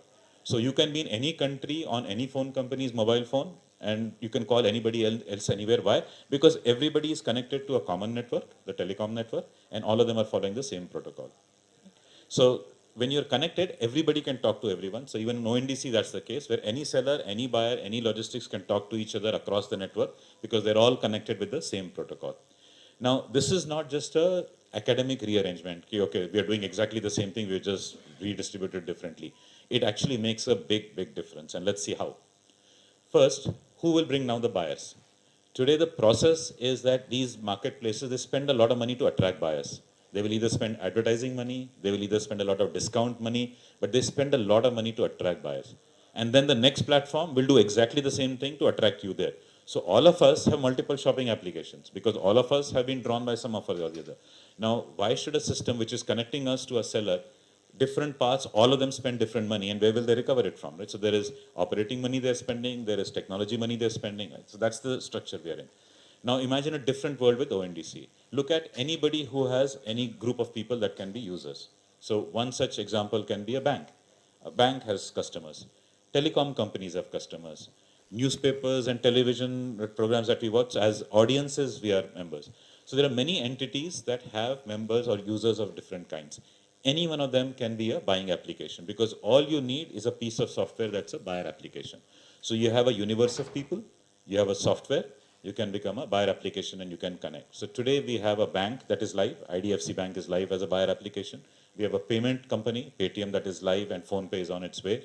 We have technology companies that are live. Very soon, Airtel as a telecom company will be live. And think about the scale. Okay. So the existing marketplaces, there, if you look at various marketplaces, their order of customer base varies from 20 million to about 200 million. Right? So about 2 to 20 crores. That's the order. But moment players like SBI and HDFC and Paytm and PhonePe and Meesho and Airtel, all these come along, suddenly we will be talking 600, 700 million. So even although it is coming as contribution from multiple players, very soon it will be bigger than any existing marketplace. So that's the power that the buyer side is bringing. Now these parties are only bringing buyers. Other parties will bring sellers. And one of the parties who will do that is the host of this event, GlobalLinker. So you have parties who engage with sellers for existing activities. Even before ONDC, they were connected. You have technology companies that were providing assistance. You have software companies that were providing accounting help. Right? So when you do billing inside a store, you walk inside a shop and they produce a bill, there is a software sitting on that computer in that store called a point of sale software. Now that software knows the catalog of that store, knows the inventory of that store. That's why when you shop there, they can produce that bill. Now, that software, once that software becomes ONDC enabled, that shop becomes visible to the network. So now you can have a buyer on a telecom application buying products from a seller who is on an accounting software application. Okay. Nobody has to acquire new people first. Even the existing people who are on these applications can now get connected. So the idea about ONDC is not necessarily to bring one more additional system. It's actually to create a network where all existing systems can connect and achieve scale collectively. So similar with logistics. And so over a period of time, you have multiple entities contributing buyers, multiple entities contributing sellers, multiple entities contributing logistics. Now when we started about a year ago, all this was theory. Right? But this was the intent. This is what we are designing to. Thankfully, gratefully, and happily, this is no longer theory. So today we actually have this true. We have 6 or 7 buyer applications that are already live. Collectively, they have 50 million users or more. That's already available, accessible from the network. We have not activated all of it, but they are now connected. Similarly, we have 21 seller applications, and in another 2-3 days, GlobalLinker promises me they'll also complete their steps, so even they will be live. Right? So that will be 22. So we have these many seller applications, and collectively they have brought, actually the number has gone up from 5,000, it is now close to 25,000. So 25,000 people bringing 5 lakh SKUs collectively is already available on the network. So what was theory a year ago is actually reality. Many people are asking whether we are live. Yes, we are live. But more than that, we don't stop here. There continue to be more organizations. Right at the top, you can see GlobalLinker. So they're in very advanced stages of integration. In fact, any day now, they will be live. But it's not just there. So you look at on this page, these are not e-commerce companies. They're original manufacturers, like Marico. Unilever is live, ITC is live, P&G and Nivea are working with us. Banks are working here, technology companies, Microsoft is working here. We've presented this even to media companies, and even media companies are interested to get their readership to start shopping. So this list is endless. We have now reached out to almost 2,000 organizations, and more than 600 are in advanced or in some degree of preparation and readiness to join the network.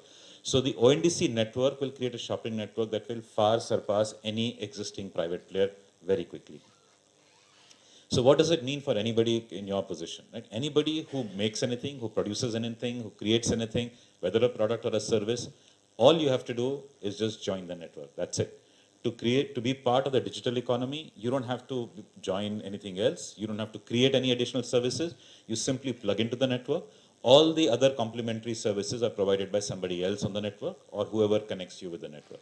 So in this fashion, you focus on your strength, you focus on what you're good at. The rest of the network focuses on what it's good at. Electronics and digital technology and the protocol will connect everybody else together. The consumer gets an efficient solution pretty much like they do today. All the same activities, I search, I filter, add to cart, pay, start receiving tracking information. But it now brings together a much wider pool than it would have otherwise. Now, how does the building blocks work? And this may feel a little bit complicated, but it's important to understand so that you know what are the possibilities for you, right? So allow me a little bit to get into this degree of detail. A buyer will be connected through a software called a buyer application. Now, let me give you an example of internet, right? When we browse internet, what happens? At the two ends, there are humans, right? So when we browse, we are a human being, but we need a piece of software called a browser. We may use Firefox, Opera, Microsoft Edge, Google Chrome, any of them, but we need that software. Without that software, we can't see the internet, right? So a human being needs a digital interface. That software then connects with the internet through a protocol called HTTP. Hypertext Transfer Protocol, or HTTPS. That protocol allows them to see the other side of the digital, which is all the websites that are hosted on website platforms. Who has created them? Human beings on the other side. Right? So at the two ends of that digital interaction are human beings. Each set has a digital interface. On one side you have browsers, on one side you have web servers, and in between you have a protocol that connects all of it. Right? That's how the structure works. So in commerce also same thing. You have a buyer who's a human being at one end. You have a seller who's a human being at the other end.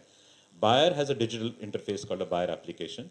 This can be a mobile app, it can be a desktop app, it can be a messaging application, it can be an IVR. You can one day maybe even call and say, okay, press 1 for this, 2 for that, etc. It can even be a voice software like a Siri or an Alexa, and you can place orders with that. So any digital interface that is ONDC compatible, that is basically taken the ONDC protocol and APIs and made it part of their software, can become a buying application. Now, the way we are organized, all the categories is by domain or product type that they sell, right? Because we do not want to send all searches to everyone. That will become very overwhelming. So if I'm, let's say, buying a mobile charger, I don't want to send that search to India Coffee House. Or if I want to buy a shirt, I don't want to send that to Reliance Digital. Right? So it is efficient if I send the searches to the appropriate catalogs, because then the network is much more efficient. So the sellers and seller applications are classified by the product categories that they support. So when the buyer is searching for cooking oil, then the search is broadcast to Kirana catalogs. If the buyer is searching for a t-shirt, the search is broadcast to clothes catalogs. If the buyer is searching for a mobile charger, it will be broadcast to electronic catalogs. Right? So things are organized by category. Now, when the buyer application receives that request from the buyer, through the gateway, it accesses the registry, and the registry tells it who are the people classified for that product, and the search gets broadcast. It gets broadcast to the digital form on the other side, which is the seller application. Seller applications, like GlobalLinker, will have sellers who are registered with them, their catalogs and all their details. Now, two things are being broadcast. The item that the buyer was looking for, that's one thing that is being broadcast. And what are the terms and conditions of the buyer application? Right? So the buyer application might want 2% commission. The buyer application might say, I will settle your money in 5 days, etc. So there are the commercial terms and conditions that are also part of it. And so those two things are broadcast to the other side. The seller application then does two things, one for each of them. First, it checks all the catalogs to see, do I have this item? That's one check. Second is these terms and conditions, are they okay for me and for my seller? If both are yes, then the catalog entry of that seller gets sent to the buyer side. So all such entries go to the buyer side. The buyer receives multiple options, then they can filter, add to cart, etc., do that activity. So that is the structure of how the communication flow works. Now, this allows e-commerce transaction to be completed, but also it allows, this is the structure that allows a buyer to see all sorts of sellers, right? So whether they're product sellers, large sellers, small sellers, service providers. So this is what creates the democratization, where it is the buyer's action that drives it. Let's look at now a transaction. And I will explain this transaction three different ways. Okay, the same buyer, the same seller, the same item, but I will explain it three different ways to explain how ONDC is a flexible idea. So in this example, we have a buyer named Vijay who is looking to buy atta, wheat flour. So when he goes to his buyer application, and his buyer application could be his bank application, his telecom application, it need not be an e-commerce software, right? It could be any one of these. So let's say he's a Airtel user and his Airtel application is his buyer application. So in his Airtel application, he will look for ONDC, click on that, and in the search box, he will type Atta. When he does that, the gateway and the registry help identify which are all the Kirana catalogs, and the search for Atta gets broadcast to all of them. Responses come back. Now, in the real network, we will have thousands of such sellers, but in this example, we are showing 2 responses. So let's say a neighborhood store, Gupta Kirana store responds saying that I have Atta and I will offer it for 50 rupees, but I don't have a delivery method. Right? So mine is only a pure Atta, no delivery. Second response comes from a large store, which is an aggregator like a Big Basket, and it offers including for delivery, therefore the price is 150 rupees. So now Vijay gets 2 options, 50 rupees from a Kirana store without delivery, 150 rupees from an aggregator inclusive of delivery. Right? So now he has a choice. Let's say that Vijay decides 100 rupees too much difference for delivery, therefore I will choose Gupta Kirana store and I will figure out my delivery for less than 100 rupees. Right? So he chooses Gupta Kirana store. Moment he chooses Gupta Kirana store, the software recognizes that Gupta Kirana store does not include delivery, but it will therefore take Gupta Kirana store's location, it will take Vijay's location, and with these 2 locations, it will broadcast a second search to the network. It's between the time Vijay clicks on checkout and he lands on the checkout page, in that milliseconds, this second search has been broadcast to the network. The registry is now broadcasting not for Kirana catalogs, but for delivery catalogs. So it broadcasts that search to delivery catalogs. Now delivery companies will respond. And let's say 2 companies respond. Goodbox responds with 50 and, Dunzo responds with 50. Goodbox or Loadshare responds with 70 rupees. So he now has 2 delivery options. He selects his delivery option, Dunzo. And now his buyer application says, okay, you've selected the seller, you've selected the delivery, now make the payment, right? And so the payment option, let's say Airtel has embedded 2 payment options. Either pay through UPI now, or you pay cash on delivery, and he chooses a UPI payment and makes a 100 rupee payment. So now in this example, let's see what happened. Vijay made 2 choices. He first made a choice of a seller. Because that seller did not provide delivery, therefore Vijay made the choice of a delivery service. Okay. The choice of the final solution was not driven by Vijay's buyer platform. It was not driven by ONDC. It was not driven by Gupta Kirana Store seller platform. It was driven by what Gupta Kirana Store said they can or cannot do, and it was driven by what Vijay wanted to do. The buyer and the seller drove that. Let's see the same transaction another way. I said Gupta Kirana Store is a neighborhood store. Let's say Gupta Kirana Store has said, I can't do national delivery, I can't do citywide delivery, but in my own pin code, I can do delivery. I've got 2 boys, I have bicycles, they can go and deliver in my neighborhood, so that much delivery I can do. And let's say Gupta Kirana Store has put that in his catalog, that I have delivery in my own pin code. In that case, when Vijay clicked the first time on Gupta Kirana Store, his software recognized that Gupta Kirana Store has delivery for this pin code, serviceability as it is called. So when Vijay lands on the checkout page, he now sees 3 delivery options. Dunzo 50 rupees, Loadshare 70 rupees, and Gupta Kirana Store's own delivery for 0 rupees. Right? So that's another option that can happen. How did this option come about? Because Gupta Kirana Store, the seller, said I can do delivery here. Right? So the choices presented are not determined by the intervening intermediaries. It is determined by the buyer and the seller. Now Vijay can decide which of the 3 he wants to take.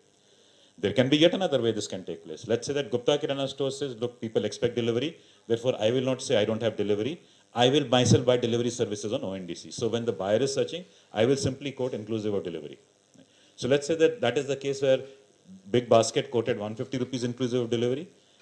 Gupta Kirana Store knows that I can probably do delivery at 50 rupees, so it offers it for 100 rupees. Right? So when Vijay has a choice to make, now he has 2 choices, both are inclusive of delivery.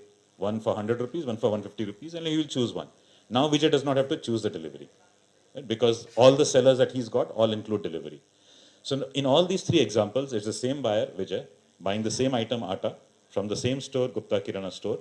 The variations are based on what the seller said he can operate or not operate, and based on the choices presented to Vijay, whatever Vijay chose. They were not driven by anybody in between. Right? So ONDC is a flexible system. It allows buyers and sellers to do business the way they want to do business. It is, the method is not determined by the intermediaries. The intermediaries from the facilitators. So today we have 6 applications live. One of them is still in the testing amongst closed user group. Through any of these, you can now shop. I have not tested, so when we get to the lunch break, I'm actually going to test an order and see who's live in Hyderabad. But very soon through GlobalLinker, we will have Telangana-based sellers also live on the network.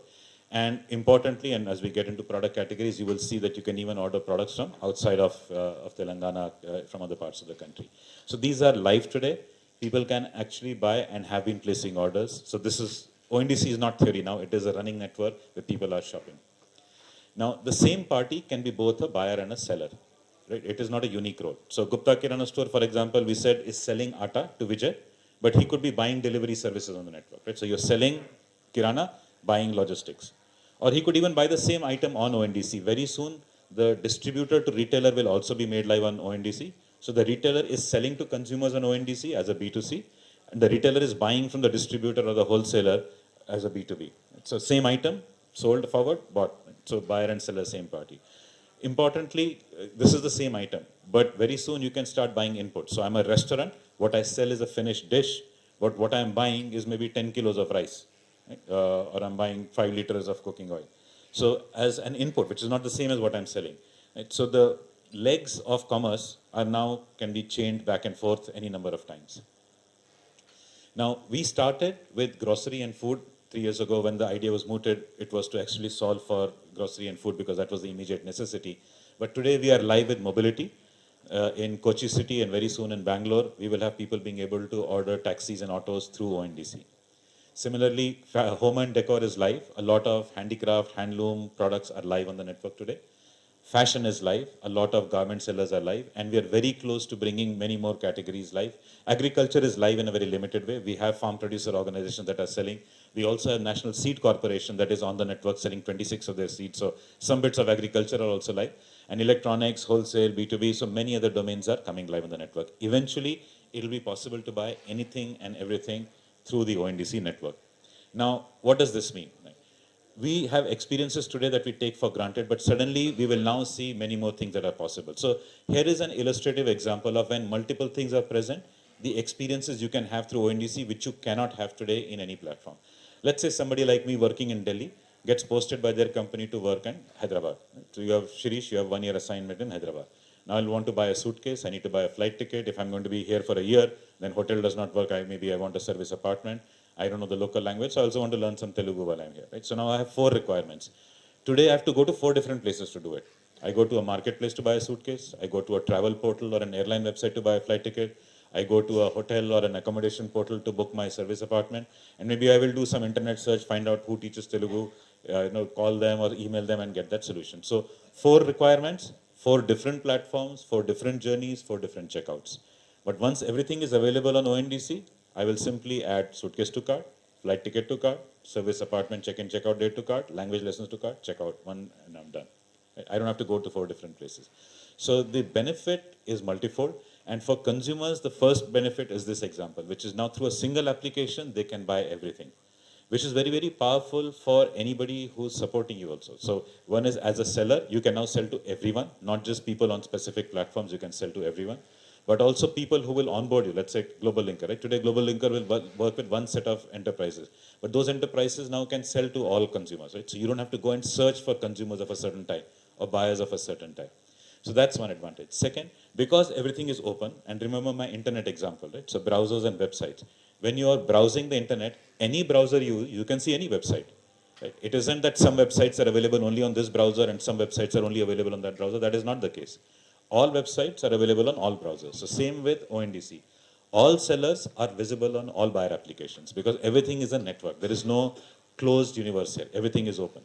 So now as a buyer, you can be on any application and you will see all the sellers which are on the network, every single one. You will see all the items they have to sell. So now the choice that you wanted, which is I don't want just what's in my neighborhood, I don't want just the things that get presented to me by these applications. I want to search my way. Right? And so you have that option now to search your way and find the things you want. So a much broader set of choices based on your requirement. And finally, because everybody can see everybody, now the discussion for the intermediary platform shifts from being large and therefore doing discounting and wanting extra margins. All those behaviors will change, and the only thing that will matter is the experience. Think about it. How much do you think a browser can charge you for using it? They can't. Right? If a browser said, even if you pay me 1 rupee a month, you will change. You will go to the other one. So whenever there's an open network, the ability for intermediaries to charge exorbitant sums, of course, they should charge something, they are providing service, but the exorbitantness by which they charge today will disappear. Right? And so the only thing that will matter is experience.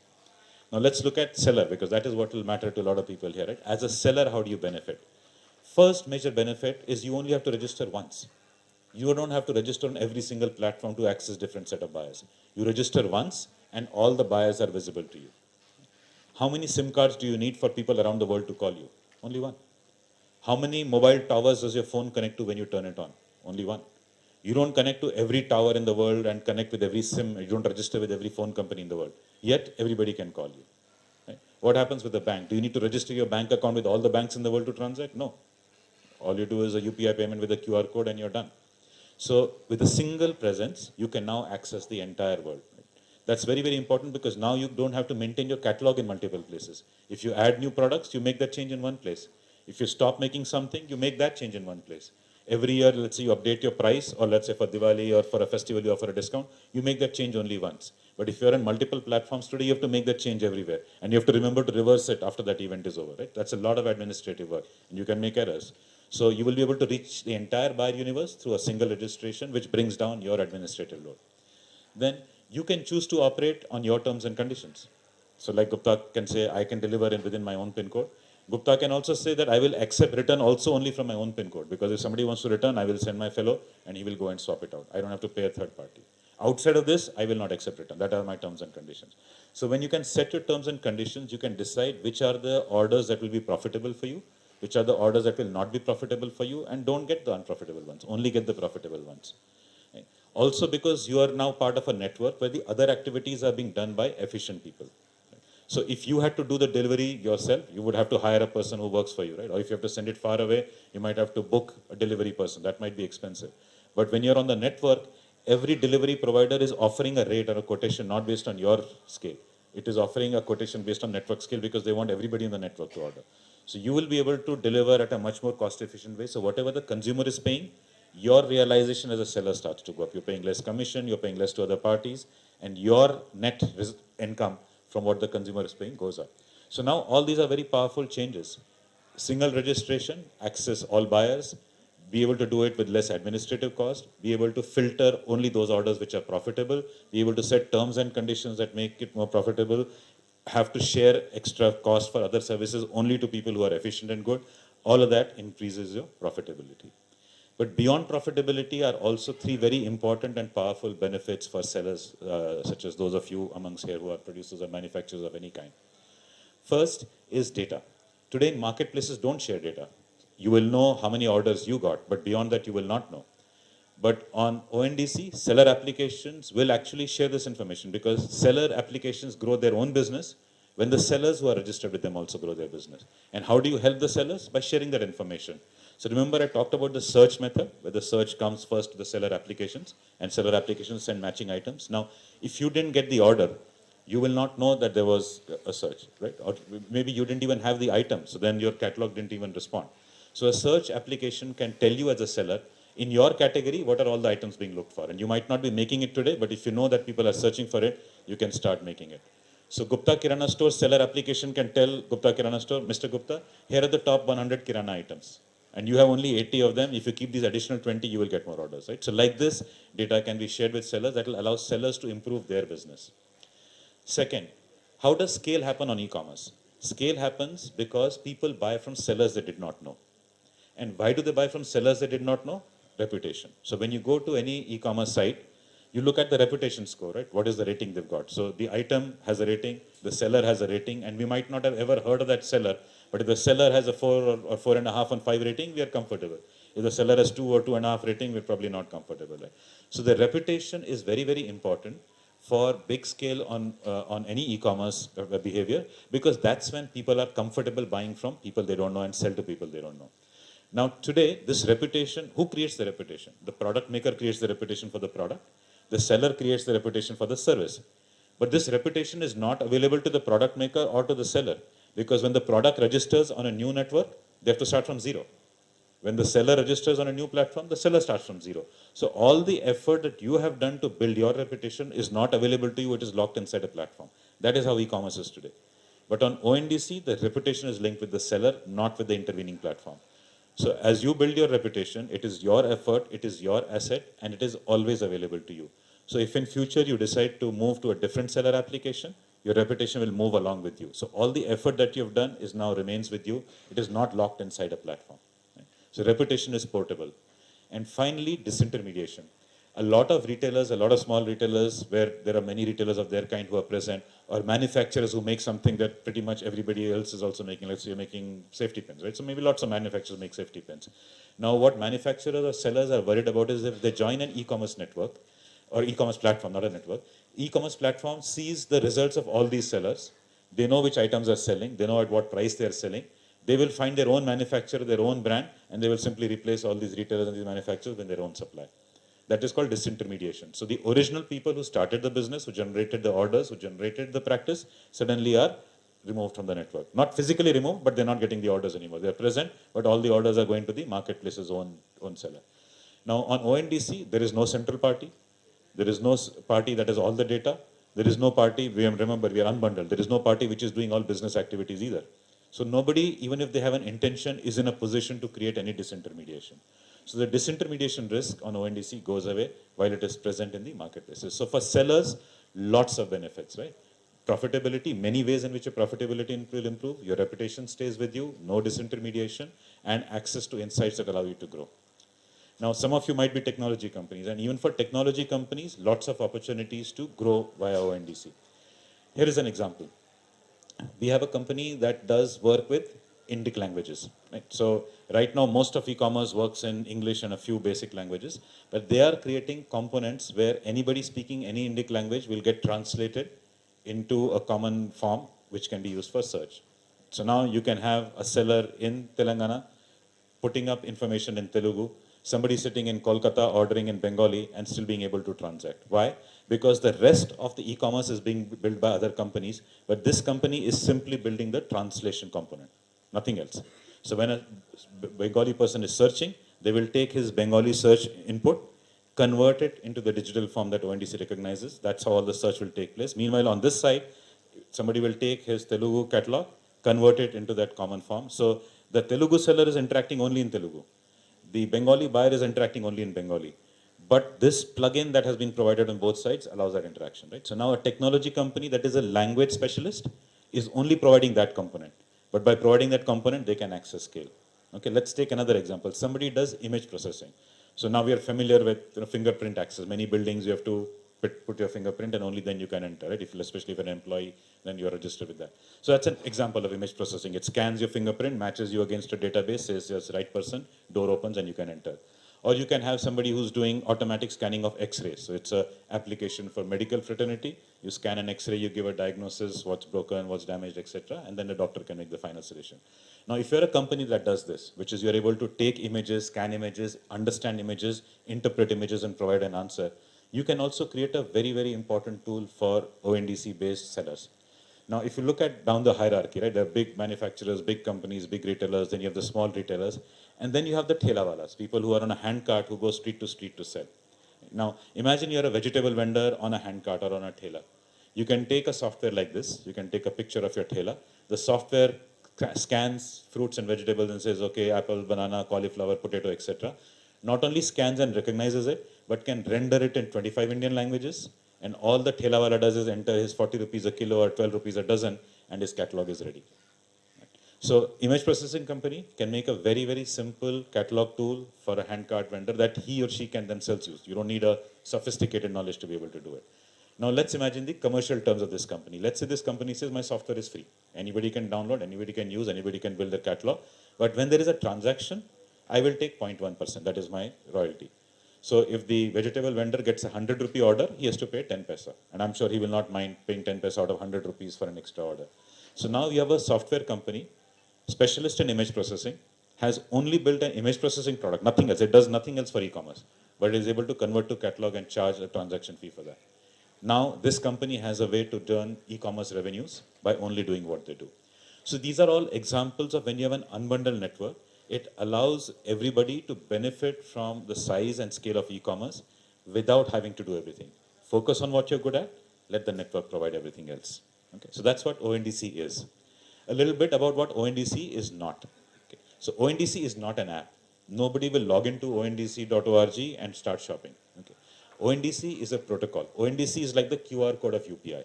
We don't log into the QR code to shop. We log into a phone pay or a Paytm or a Google Pay or an Amazon Pay. So there are applications that use that protocol. So we log into those applications, not on the protocol itself. Similarly, nobody will log into ONDC directly.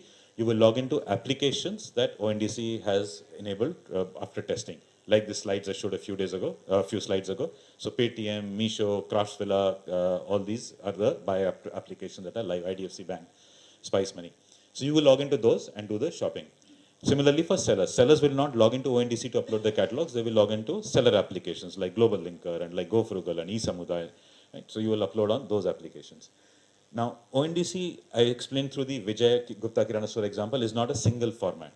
Right? So today, even the biggest operation today is inflexible. Right? So if you're ordering something that's coming from halfway across the country and it will 5 days to reach you, if you need it urgently and you are willing to even do air freight for it to come the next day, systems don't allow you. You do not have a choice of deciding how the delivery will take place.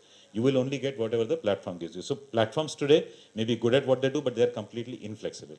Whereas the example with Vijay and the Gupta Kirana Store showed you, based on what Vijay wanted and based on what Gupta Kirana Store wanted, you can have a flexible model that can create any combination that is possible. So ONDC is not a fixed model, it's actually a flexible model. It's like building blocks. You can connect the building blocks whichever way you want and create the solution.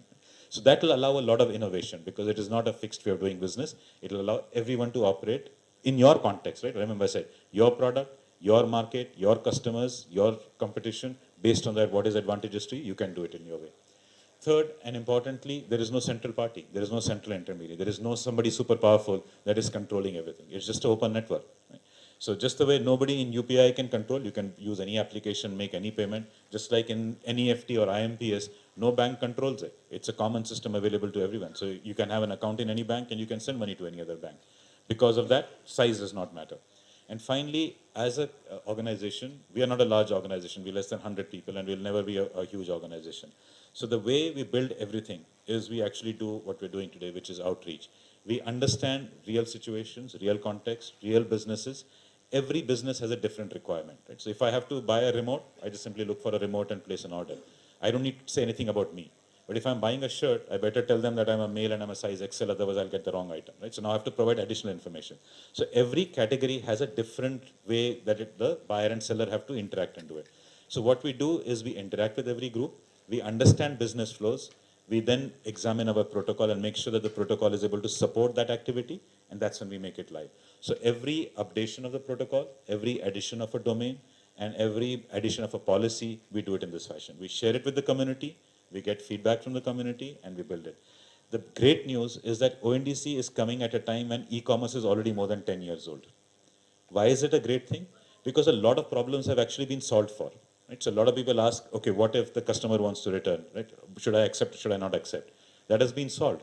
So today, if you order a garment on Meesho, for example, and you get the wrong item, Meesho will say, send me a picture. You send a picture and Meesho will approve a refund. Right? So now a customer sent picture has become one method. In another category, the method is different. Let's say you want to return the mobile phone you got, then the delivery company will validate the IMEI number. That's the practice. Or if you're shipping a high value item, an OTP will be sent to the customer. Only when the OTP is given can the delivery person do it. Otherwise, the delivery will be counted as not given. So all these practices have come about to build trust in e-commerce. All of them are known to us and all of them are now enabled. So when we operate as a network and community-based entity, we are able to get all the good practices that everybody has done and make it part of a network. And that actually makes it very, very powerful. Who are we? We are a creation of the Ministry of Commerce, and Shri Piyush Goyal, as the minister, is really excited about ONDC. He's a big supporter, and his task before us is to make anybody who has anything to sell available on ONDC. Democratize e-commerce, make it available to everyone. And so that's the path we are on, whether it is the Kanjivaram silk that Mr. Koshi mentioned, whether it is that specialist restaurant in Jammu that only sources products locally, whether it is the papad maker in a small farm outside Satara. All of them are now joining the ONDC network and have an opportunity to sell to anybody across the country. So that's real democratization. That Thelawala I mentioned, now a Thelawala can have his own catalog entry, and in fact people can become brands. In every market, in every city, we have that one special person that everybody gets familiar with, right? So if you want to have Pani Puri, oh, you must have it from that Ramesh Pani Puri stall. It's just a stall, but people become famous for their quality. But they don't have an ability to be known beyond their own locality. Now on ONDC, everybody can be a brand and you can be known well beyond because of that. So that's real power of democratization. And we've seen India build digital infrastructure at population scale. Right? So we have Aadhaar. Our identity is biometric and at population scale. We have UPI for payments. We have CoWIN for vaccination tracking. And now we'll have ONDC for e-commerce. So India will be seen as a driver of change in large digital infrastructure. Importantly, exports. And I hope some of you are exporters and have interest in this. So ONDC is not a pure for India. Although me, Nitin, Mr. Koshi, all of us as a team, we are largely focused on India and Indian sellers and Indian buyers. But already there are companies that have interest in international legs and have already started working. Delivery companies, FedEx, DHL, Shiprocket, our own, plus other organizations are now showing interest in building export solutions. And so a seller in India will soon be able to sell to a buyer outside once we complete that developmental work. So this is global impact. The project was created with people who have a lot of expertise in technology, expertise in finance, expertise in public infrastructure, population scale action, digital technology. So this was the advisory council that was formed. And we have moved with startup speed. So from the advisory council being formed middle of 2021, we became a real live in-market activity in less than 12 months.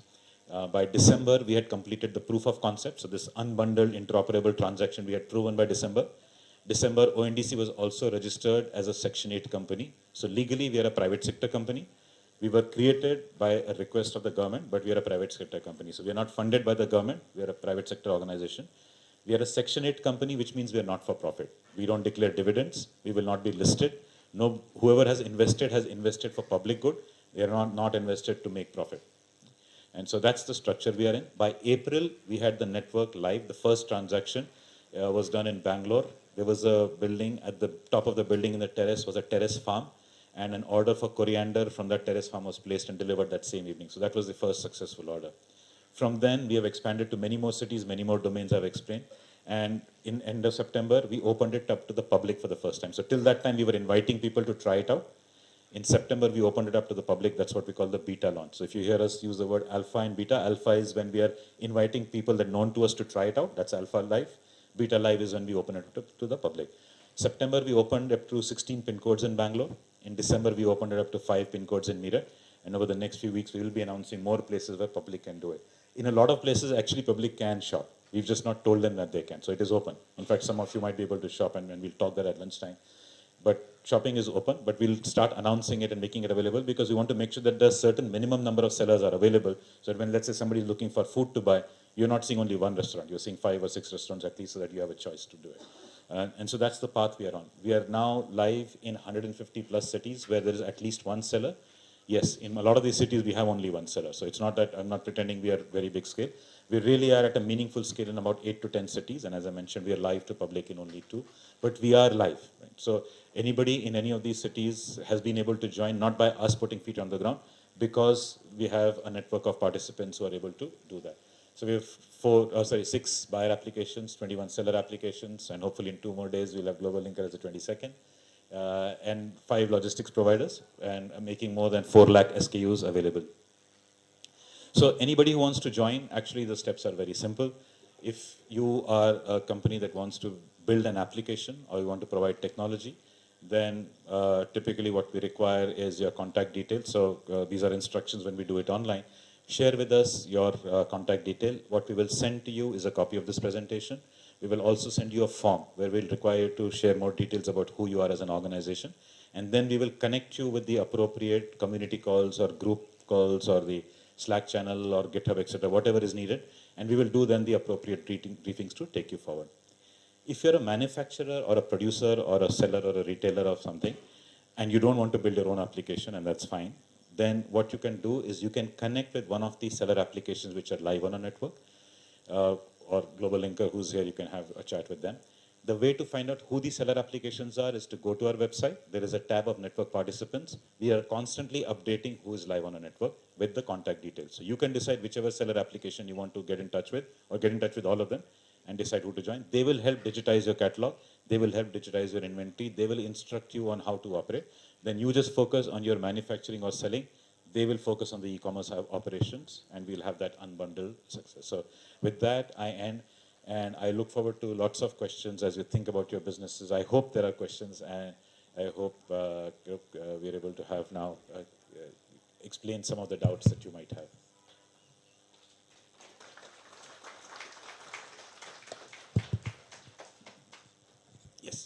Is there a microphone? Yeah. So if I need to take the analogy of UPI versus ONDC, though UPI was built and we got the beam which was there, but the push was taken by the Google Pays or the Phone Pays, the private players which were there. Though UPI is a non-profit organization, similarly ONDC is also there. But when it comes to the penetration part, obviously the push is needed from all sectors of people. So what are the other steps rather than onboarding the Airtels or banks onto the platform so that more number of buyers and sellers on that? Apart from that, what are the other steps so that the consumer behavior patterns changes so that he's adopting the ONDC? Say for example, in Google Pay, we have got the discounts or cashbacks which are there. So are there any sort of cash burning techniques which need to be followed? So there are many things, right? And all the practices that we see are practices of closed platforms. Open situations tend to be different. Having said that, at the initial stages, because people are used to certain things, we do believe that some of those actions will need to take place. Now, some of it is just conceptual information, right? So today on WhatsApp, you can make a UPI payment. There was a time when that was not possible, right? So applications that were being used for something now also make other things available because of the open network. So people will discover that the applications they were using for some other stuff are now having ONDC. That application will have to do that education. So WhatsApp will have to tell you that you can now make payments, and in fact, they are doing that. But also there will be a general awareness in the public, partly done by us, partly by media who's reporting, that this is now a new method that is available. And as people tell people, we can tell people, right? So we will do some consumer communication. The apps will do it, and apps are doing it, right? So if you are a Paytm user, there are banners on their homepage that tell you shop on ONDC, get great value on grocery, etc. They are promoting with some degree of price offs, cashback tools. Some of the sellers are doing it.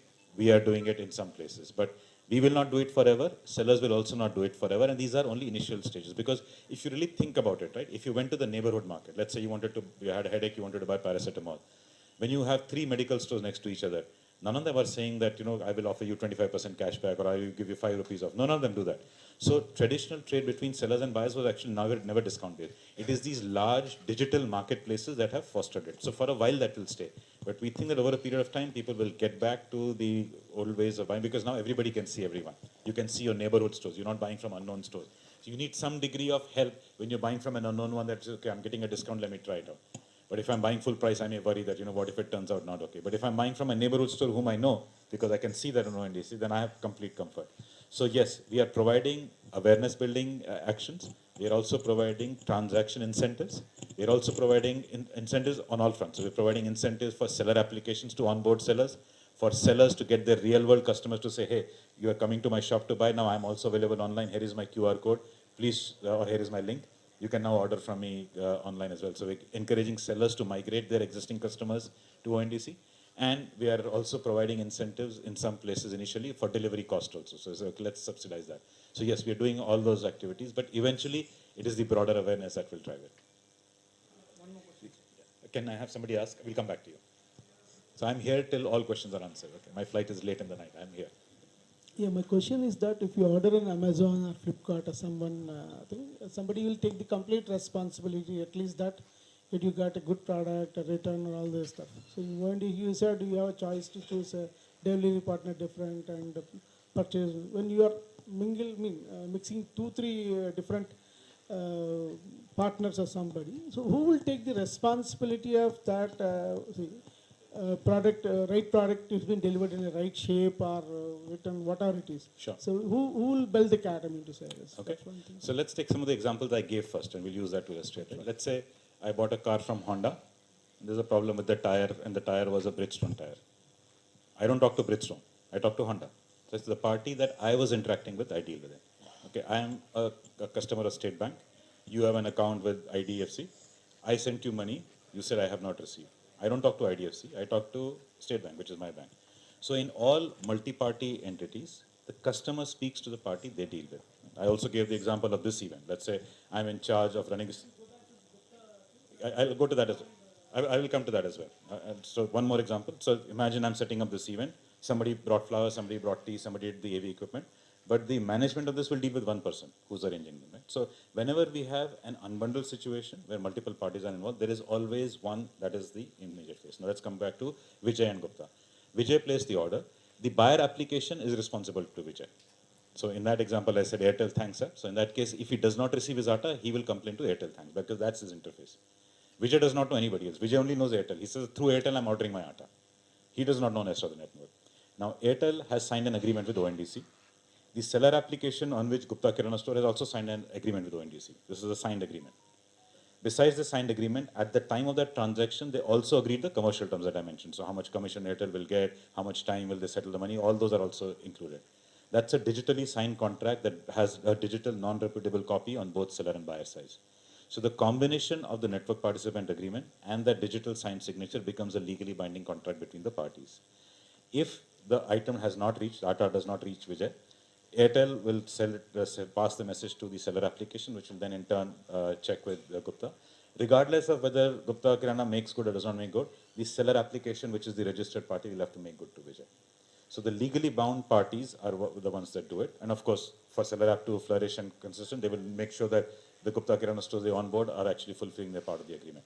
So you always deal with the party that you are interacting with, and there is a chain of responsibility through that others will handle. So in my wedding planner example, you will deal with the wedding planner. You will not directly talk to the florist and the caterer. You're dealing with that. Or if you're redoing your office, you will talk to the architect. You won't talk to the carpenter and the electrician independently. So whenever there is an unbundled chain, you deal with your interface, and there is an established chain of responsibility through that will make sure that they'll get it done. Yeah. Right. Correct.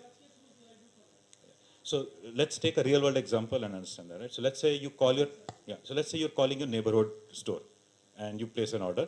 The neighborhood store says, sir, I don't have a delivery person. Can you send somebody? You also don't have somebody, so you hire somebody who says, go and pick it up for me. Okay, so now you have made both the decisions. You've made the store decision and the pickup decision. Who's responsible for delivery? You can't tell the store person up because you are in the delivery. So whoever orders the item, that person has to check. So in the first example of Vijay, Vijay has to, because Vijay chose Dunzo, Vijay has to follow up with Dunzo on the delivery part of it. Once the item arrives, if the item is not right, then he will follow up with Gupta Kirana Store. In the other example where Gupta Kirana Store has bought the delivery services, then Vijay only deals with one. He doesn't separately deal with two. So he then only has a final product with a single party, and that party has to solve the delivery problem. So depending on who's bought, it's always based on who's bought and from whom. There is a pair. So in the first example, there were two pairs. Vijay buying ATA from Gupta and Vijay buying delivery from Dunzo. So because Vijay made that decision, based on the choice of seller he chose, he could have chosen Big Basket then and not have to worry about delivery. So that's how the world works. So based on choices you've done, then the parties come into play. Yeah. Hello? Just on the mic so everybody can. How are you ensuring the risks in the transaction as ONDC? How are we ensuring? The risks in the transaction that you are dealing with. Risks like what? Both the buyer and seller carry certain risks. Give me an example, then I'll explain how that works. See, supposing there is a dispute between the buyer and the seller on the transaction from the person who buys and from the person who sells. And between the two, they try to escape, putting one on the other. Okay. And ONDC is not an intermediary, that, as you said. If it is not the intermediary nature that ONDC undertakes, what type of risks that you absorb in the whole transactions, set of transactions, whether it is financial, whether it is non-financial, whether it is delivery of instruments or the delivery of service, in what manner that the ONDC ensures the person who transacts through the ONDC gateway. Okay, thank you. So the way, first of all, as I explained, that there is a chain of responsibility that is established, and we expect that businesses are here to actually do good business. Right? That the network is small, but the network promises to be 10 times larger than what e-commerce is today. So nobody will try and say, okay, let me just get this transaction this month and then I will run away, because then you're missing the entire opportunity. So given that most people want to do right, the way, and I'll explain when they don't want to do right, I'll cover that also. So when they want to do right, the method that is being provided is that when the buyer has any question mark or anything that they want to address, they will raise a question with their buyer application. The network participant agreement that the buyer application has signed with us requires them, and we will test for this before we make them live, that they will generate a numbered track record against that. So there is a automatically numbered entry that is created in the buyer application. If the issue pertains to a seller, then that information is transmitted and the ONDC protocol allows that transmission to take place. When that is received by the seller application is required by the same agreement to generate a numbered ticket item also. So now there are two numbered ticket items that are raised. Now let's say the buyer had said, in my garment example, I had ordered a red t-shirt, what I've got is orange, this is not the color I ordered, that is what I want to change. Let's say that the seller was somebody like Misha who says, you send me a picture, they send the picture, Misha says, yes, this looks fine. Okay, I will trigger the return logistics. Right. So now this is the way the message will reach the seller. The seller will send me a picture through the same protocol. The buyer will do it on his buyer application. The buyer application similarly will transmit. So the protocol allows for all this. The seller will then approve the refund, trigger the return logistics, and send the money back. That's one example. Let's say that the seller says that, sorry, this is red. There's some difference between real world picture and digital picture, but this is red. I am not accepting it back. Maybe the customer is satisfied, maybe the customer is not satisfied. If the customer says that I'm not satisfied, then they can raise a grievance, and so now it escalates. The law requires, and therefore ONDC rules also require, that anybody engaged in e-commerce must have a grievance officer. It's a legal requirement. So now the software has stopped talking to each other. Now the human being on the buyer side picks up the phone and talks to the human being on the seller side, grievance officer to grievance officer, and they set about resolving this. Again, the way practices, and remember I said e-commerce has been there for a long time. So by and large, most organizations work on broad strokes, right? So they say, this broadly looks like a correct issue, let's handle it. That's how most people lean for it. There are a few cases they don't, in which case then the other party has to handle. World is not perfect, right? So you can argue how much of a shared difference is real, how much of a shared difference is not. There can be a genuine dispute. Two people can genuinely believe different things. Now, there also practices come into play. Today, marketplaces will say, yes, the seller, I can't prove the seller is wrong, but I don't want to upset the buyer. I will provide a small refund. Right? So food delivery companies do that. Now, if a food is not right in some fashion, you can't return the food. The restaurant can do nothing with that food. So the platform might give you a partial discount, a 20% off, or a 50 rupees as a voucher. So you at least correct it to some extent. All these practices are available. So there is a legal responsibility. If somebody doesn't follow the legal responsibility, there's a dispute mechanism. Now, dispute mechanism also has a resolution method. So let's say it was genuinely wrong, right? For red, blue t-shirt came and the seller is refusing, right? So that's that dramatic. Now there is no question mark around this. So when they raise the grievance officer, if the grievance officers also can't resolve it, then now it becomes from issue to grievance to a dispute. The dispute also has a mechanism. The dispute is now, we're building an online dispute resolution as the first line, where the digital track record of that whole transaction gets ported to a digital arbitrator, and there will be many options that will be made available. You can choose whichever arbitrator both sides are comfortable with. They will look at the digital trail history, they will look at all the information, and they will deliver a verdict. So if now, based on the picture, they say, okay, the original order, the description and the picture was red. In the actual item that the customer has said, the description and the picture is blue. Therefore, the seller is wrong. Therefore, in this instance, the penalty is on the seller. The seller has to make good, either retrieve and refund, or replace with the correct item. Right? And so that will be their decision. So that's the mechanism by which the corrections are being enabled. And again, finally, there is a court of law. So if you're, even if that verdict is not to your liking and the amount is worth your while, you can go to court of law. So there is no method that current e-commerce provides that is not on ONDC. So if you look at what is possible on current e-commerce, all of that is possible on ONDC. And with this ODR, you have an additional step that will be possible.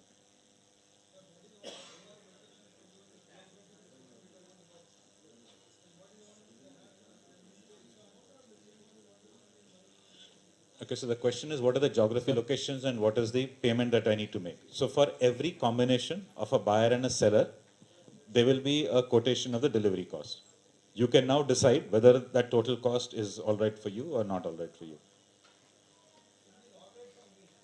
Then you will accept it and the order will get confirmed and you make the payment and you get it. Sir, in your presentation, the map which you have shown, the Hyderabad is not mentioned. So I'd like to know the ONDC is operational in Hyderabad or not?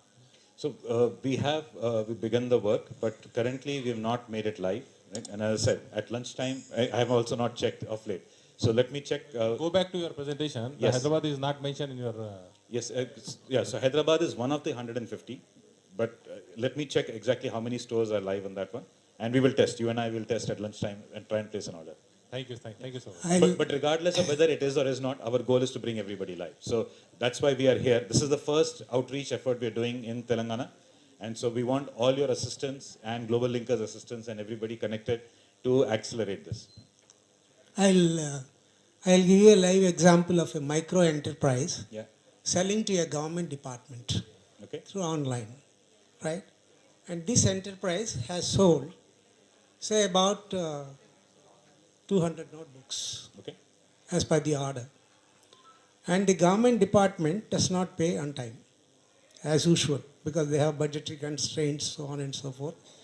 And then the buyer raises a grievance. There are what happens in the grievance. Seller will raise the grievance. Yes. Yeah. It's not merely a delayed payment, because the seller does not record that he has received the goods in good condition. The buyer, namely the government, does not record, whereas the seller says he has given the order intact. And there is no mechanism where you can dispute with the government. And the government raises the dispute long after the seller raises the dispute. This is happening on a regular basis with several government departments and also PSUs. And you see, on the ONDC, when the micro enterprise enlists itself and then it sells to the government department, which also registers with ONDC, hopefully. I mean, I have my own doubts, because even on TREDS, government departments did not register. Even on TREDS platform, this is the largest e-commerce platform. It took decades, and still several government departments did not register. Transactions keep going and selling. So how are you going to really help the micro enterprises who combine themselves and then make a platform and then join the ONDC platform as an intermediation for effective sale and effective transactionalization? How are you going to make things different from the present e-commerce problems they are currently enjoying or suffering? So, sir, you're asking a process solution for a policy issue, but I will explain it all the same. Please have a seat. So, first is, a seller has to decide what terms and conditions they want to operate. If I'm selling notebooks, it is for me to decide whether I will ship without payment or not without payment. If I have a problem with parties like the government or whoever, not even be government, can be private party. So I don't like their payment terms. Please let me finish.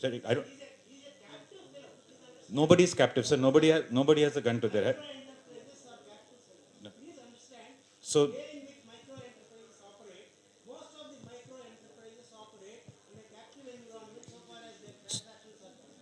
So, sir, I can answer a lot of questions, and I will engage with you subsequently because I want to address other questions also.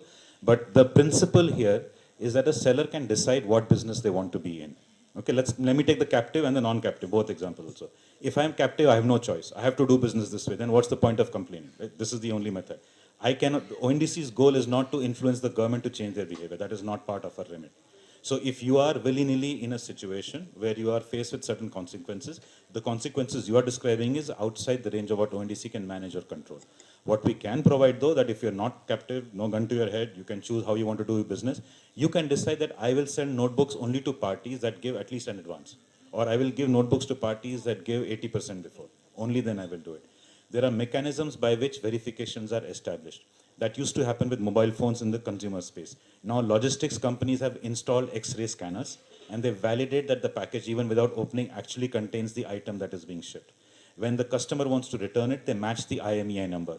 So businesses have evolved practices to validate who's saying the truth and not. And everybody can determine their risk. If you think something is very risky, you build a protective mechanism. If I'm shipping a high value item, I will give an OTP. If I'm selling a 10 rupee pen, I don't need to give an OTP. So decide as a business what risk you're willing to take, what risk you're not willing to take. ONDC gives you a choice to operate in the way you want to. You want to take a risk, you take a risk. That's not an ONDC question, that's a business risk question. For a restaurant to decide that when a consumer says that, oh, this biryani did not taste well, should I get a refund? That's not it's a judgment question. Should I accept or not accept? Right? There's no law, there is no policy. Even if somebody is sitting physically in the restaurant said this does not taste right, Do I, as a restaurant owner, accept it and change the dish, accept a refund? It's a judgment question. So there are places where the practices, good common sense will come into play. What ONDC will provide is for any seller who wants to operate in a certain fashion, they will be able to operate in exactly that fashion.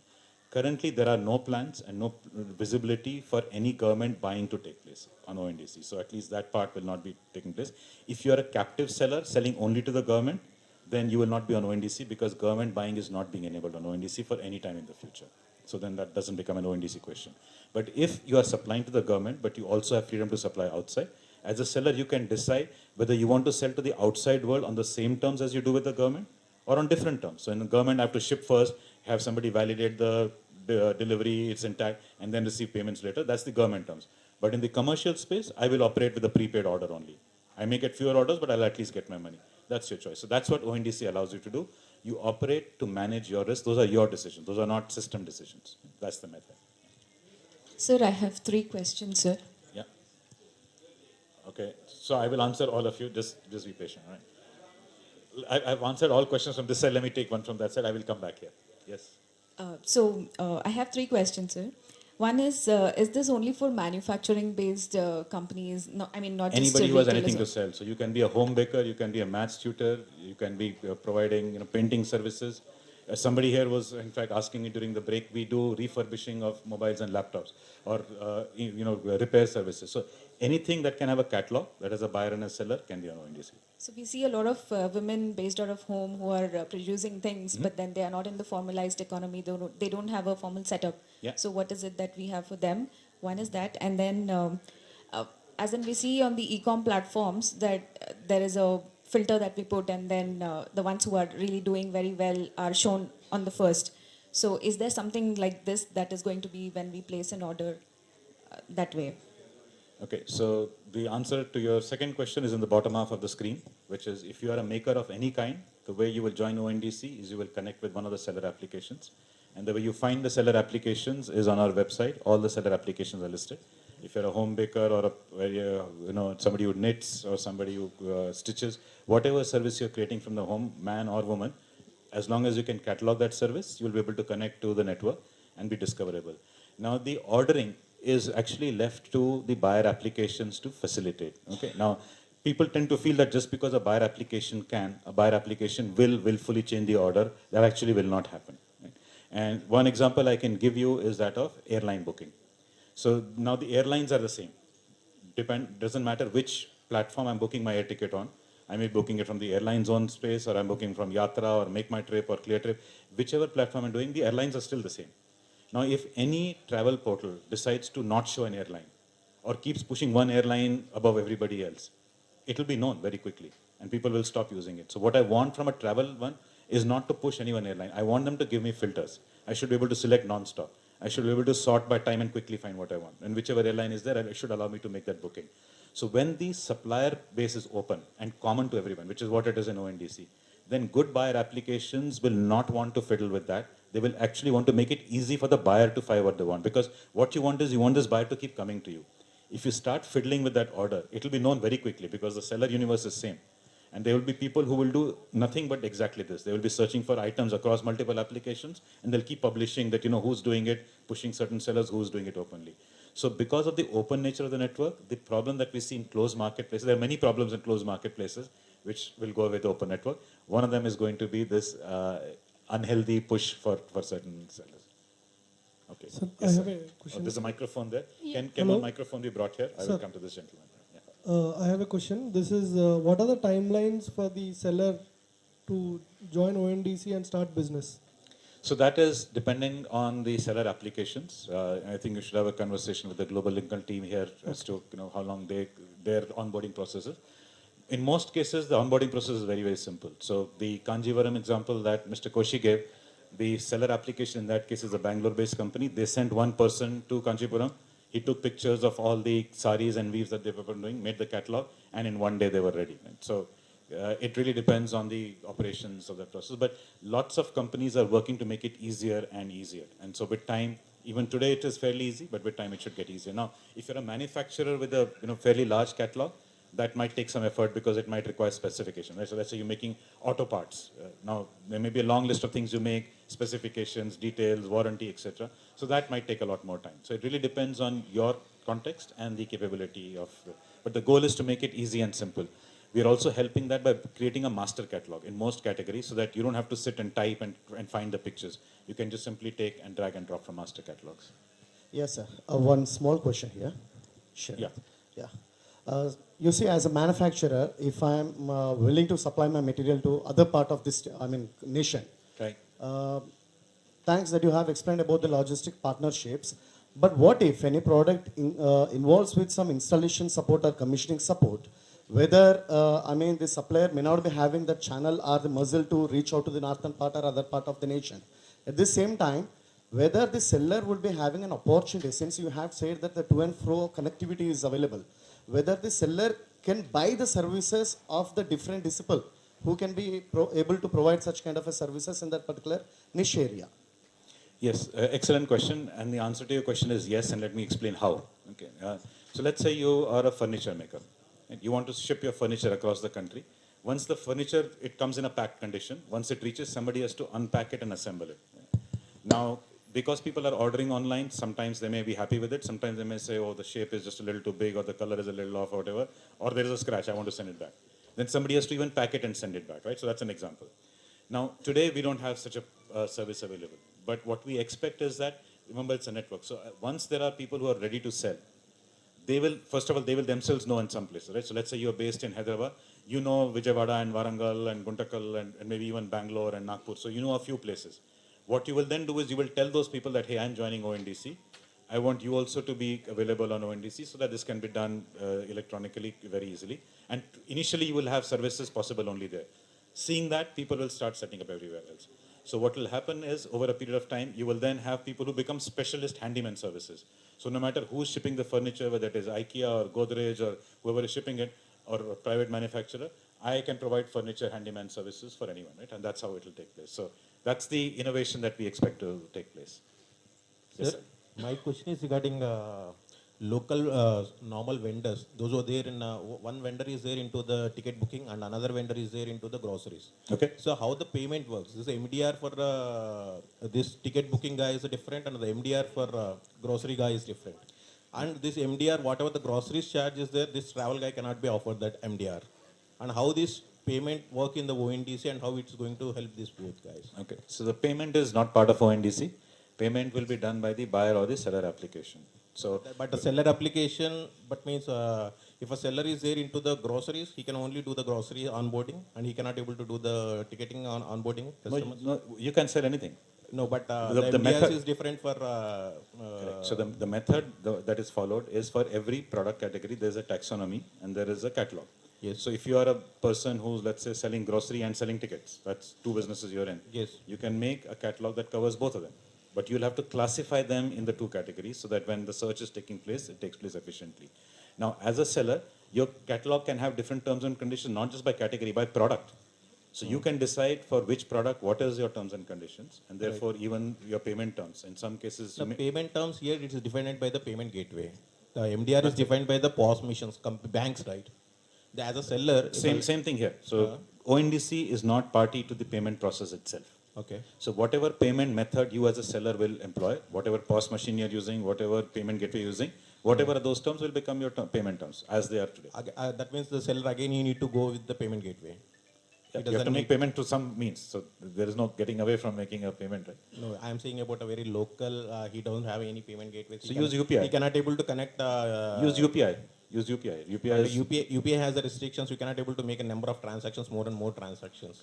So I can't solve for the financial tools in the country. No, this is actually the real problem where the... No, I understand that. But okay, so what ONDC is solving is connecting buyers and sellers. ONDC is not solving payment tools as a problem. Okay. Hopefully somebody else will solve it. Some solutions are there today. Other solutions can get created. But to do business online, payment gateways exist. The payment gateway exists, but so again the seller can have a restrictions that if a seller onboards groceries, his MDR is different, and if he onboards a ticket guy, this MDR is different. And the payment gateway cannot able to give for a seller as a single entity as a license. I understand that. So, but that's a discussion they have to have with their payment solution providers and decide what is the payment solution cannot accept it. So that's a conversation with them. Sir, I have two issues to discuss, not questions. As of one of our guests said rightly, this e-commerce business is in the cities and towns. What is the ONDC say? First it goes to the rural people because they are suffering whatever quality, there is no quality everything and whatever they purchase from the vendors. Right. Now how ONDC will help into the rural people to come onto the front line? That is one question. Another question is, we have used car systems on e-basis, e-commerce. And we have a lot of people in India especially, a lot of domestic unused articles, I said. Unused? Articles, various items, whatever it may be, maybe a cooker or maybe a mixture or something like that. They want to dispose some of these things and a 50% or 25%. How this business can be included in this, how each individual domestic sector can join in this e-commerce so that this will also flourish and people will get good items, quantity items, both buyer and seller. This is what I would like to, how ONDC will help in these two articles. Okay, so ONDC itself will not do all of that. Let me answer the rural question first and then I'll answer the disposable of unused items also. The rural one, the work has begun. And in the end, for us to also reach, we need an intermediary. Let me give you one example of what we are doing, right? And we'll need many more such examples. SIDBI, Small Industries Development Bank of India, is a shareholder in ONDC and a very, very close partner. We are building a program with them because SIDBI provides funding to a lot of enterprises which are in the smaller towns and micro enterprises. One such foundation that they support is the Mandeshi Foundation. Mandeshi Foundation has 8 lakh women entrepreneurs in the areas of South Maharashtra, North Karnataka, I think bits of Telangana and Orissa as well. Now these are women in small villages who are making pickles, making papad, making leather goods, making toys. 8 lakh of them. In partnership with Mandeshi Foundation, we are now beginning to onboard these women. Right? So now you have a way for them. Today their only option is to go to cities, show in exhibitions, and only 50, 100 can do it. Not everybody can come everywhere. But now you'll be able to have a long-term solution in terms of being visible. There is still the logistics to be solved. So one part is how do you make it accessible? The other is how do you make it efficient? Over a period of time, there will come companies that will recognize the demand and supply opportunity and be able to bridge it. Today, they do not have a way of having sellers and buyers find it, so nobody has an incentive to create that solution. But moment, let's say that there are 50,000 pickle makers available, so there's a fairly distributed capacity. Then there is an opportunity for a logistics provider to say, yes, I have a method by which I can organize and do it. So that's one mechanism. Second mechanism is coming from other partners. So Spice Money is a company that provides business correspondent services to rural areas.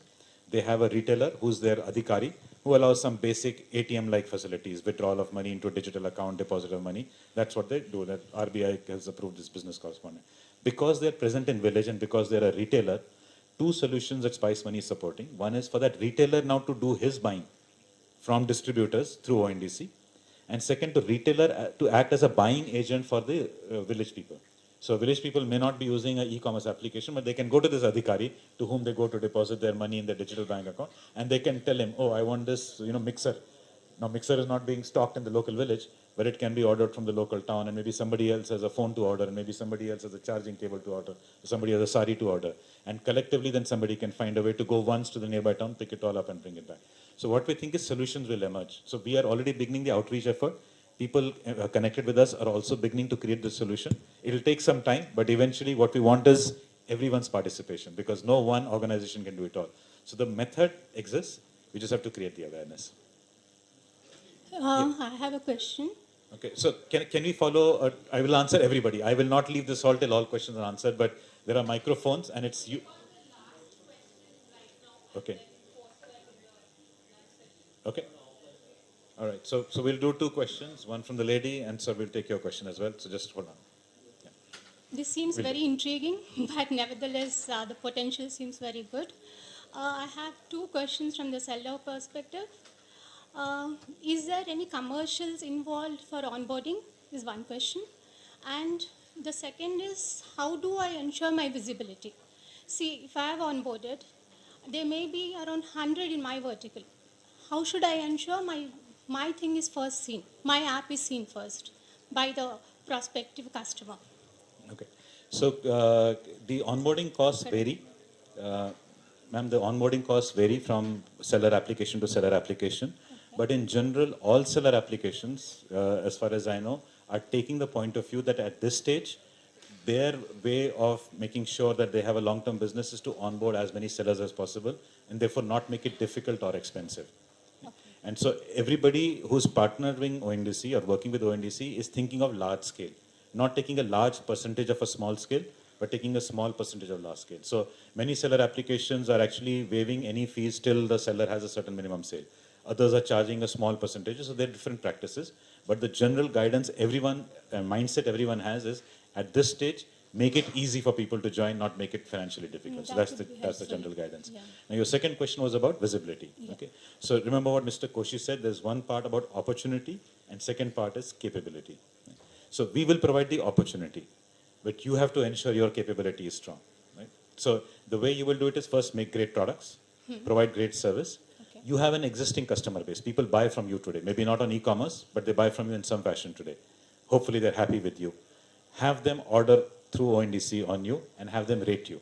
If people are shopping on the network, are happy with you and rate you, next time somebody from a different place who does not know you is looking for a product, you will show up because it's an open network and we require the broadcast to be done to all sellers of that product and all seller options to be shown to the buyer. So you will show up, and when the buyer says, I want to select the best quality and filters by rating, you will show up to the top. So your first method is to make sure you make great product.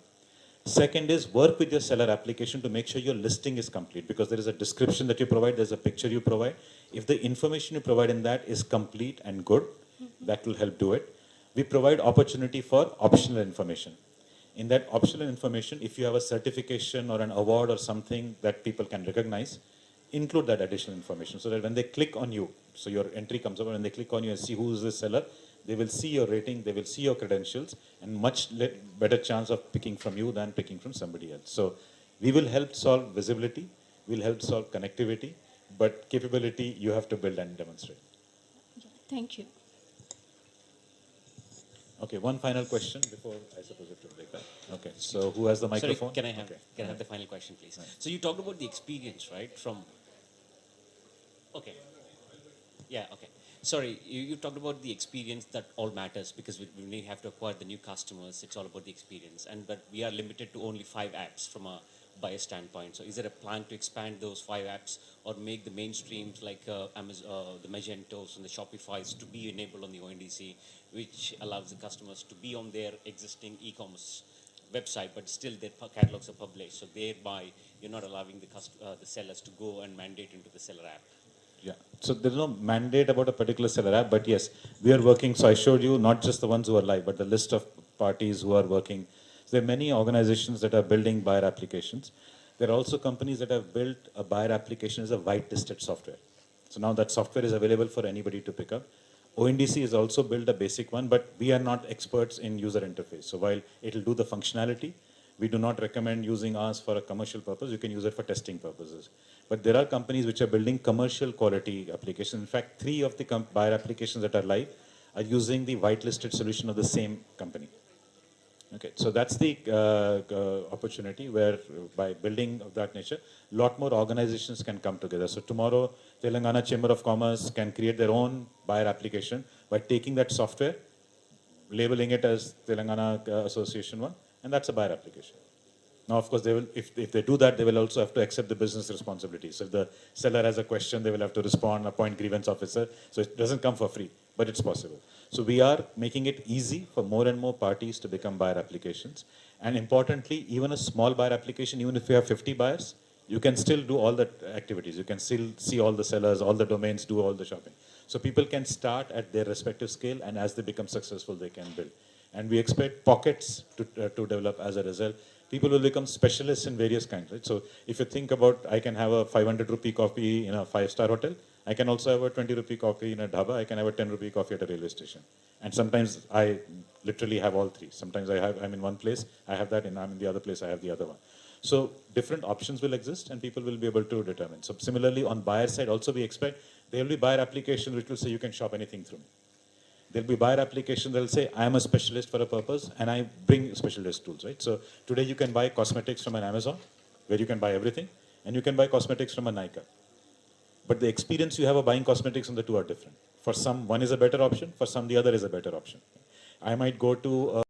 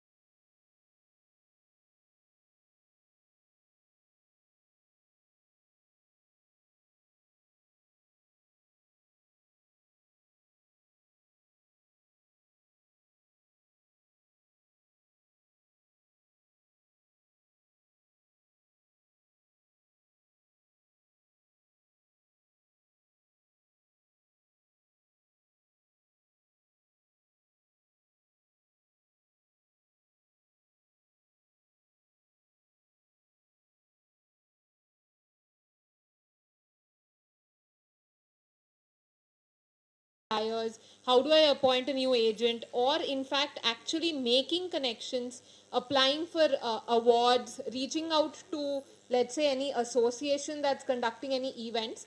So it's almost like a business circle for yourself, but in an online version. So today we are doing a physical networking meetup. This is your online networking meetup. Now, if you can just log in as well. The portal is called GlobalLinker. Yeah, this is the login page. You can log in. No, you'll have to log in. This. Okay, just show that to me.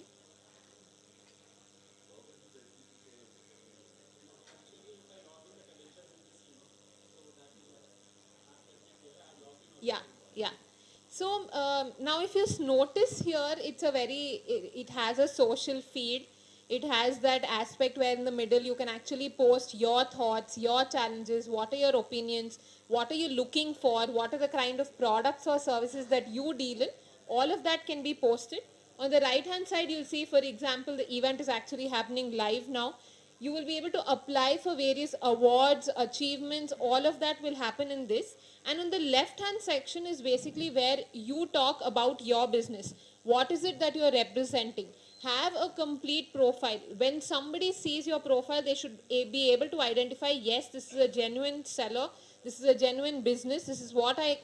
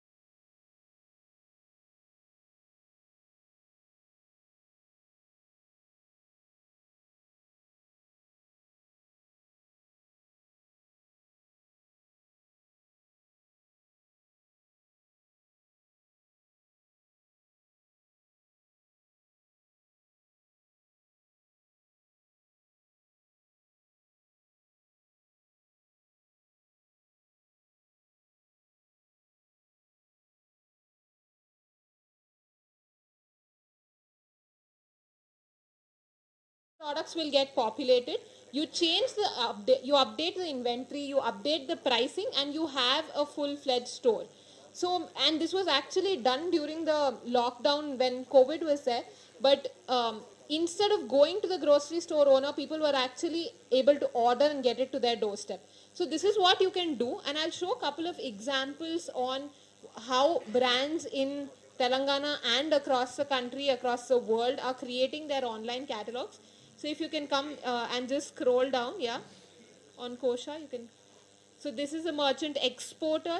We are in partnership also with the Federation of Indian Export Organizations. There is a dedicated marketplace called the Indian Business Portal, where all Indian sellers are actually connecting with foreign buyers. So this is how you can make your catalog. So we all agreed actually that we buy online. But how many of us here actually sell online? That's what we need to make the shift towards. Now if you can come to another example. Yeah. So this is again somebody in the food, agri. You can actually show with visually appealing images. You can show with your product information, your description, your pricing. All of this can be done and you can actually make it free. There's no need for you to pay unless you need assistance. If you want our team to help you with it, there is a charge to that. And if you can just come to the first one, the sustainable fashion. So this is again a brand in Telangana, a sustainable fashion Kritikala, where they are getting 1,000 women from the slums, training them about how to make these products and then selling them via an online store. Now they will actually be able to get onto the ONDC platform. So the first step for each of you is to create something like this. How will you do that? First you create an account on GlobalLinker, go to your online store. If you need help, you reach out to us. Once your store is ready, there are various payment gateway providers we've partnered with, so you don't have to worry about that aspect that if I'm an individual and I need to really go to Razorpay, go to CC Avenue or do a UPI. So we already have that pre-integrated. And same way on the logistics, we have partnered with various partners. So all you need to do is create it and then allow the network effect to start in. Yeah, I think that's pretty much about what I wanted to showcase. And given that we are now, if there are any questions, I think we can just take that on. Yeah, I think last just one or two. Yeah, please.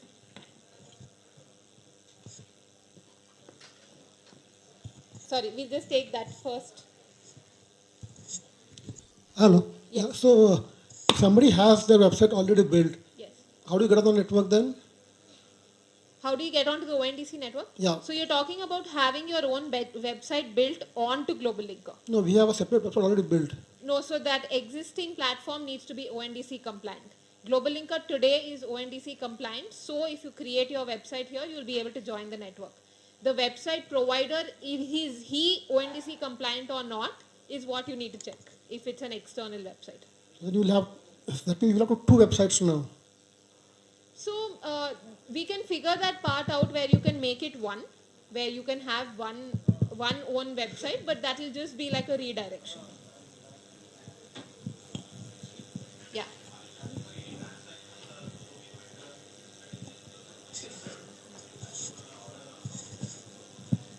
So when you say, are you charging for any, like for example, payment gateway or logistics, right? Each of these providers have their own set of fees. We have pre-negotiated that because we are a large volume of businesses going together.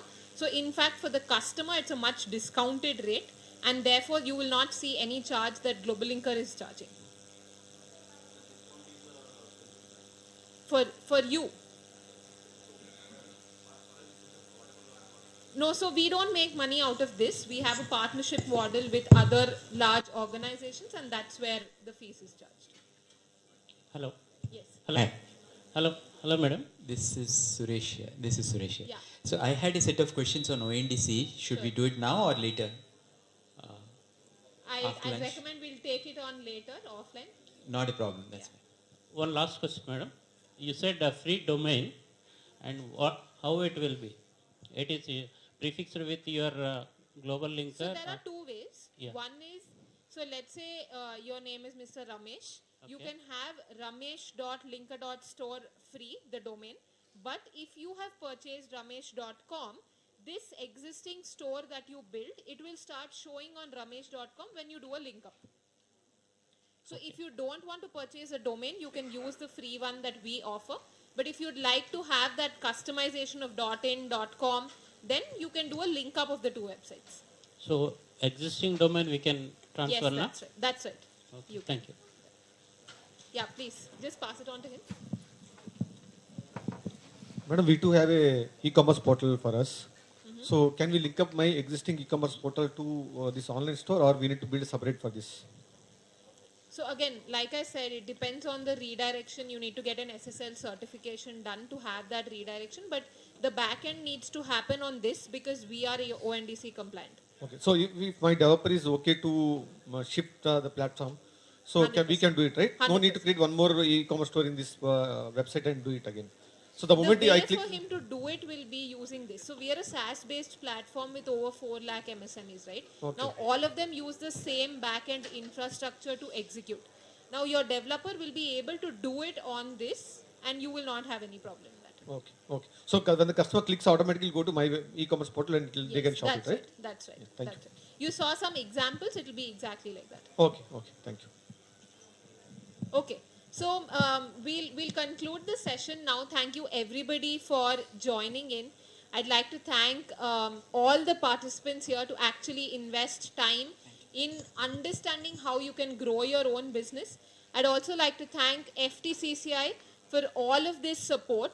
I'd like to give the vote of thanks for and a special welcome to ONDC as well as the government of Telangana. And I can't forget and miss GlobalLinker. Thank you so much. Thank you everybody for joining in. I'd request you all to please join us for lunch.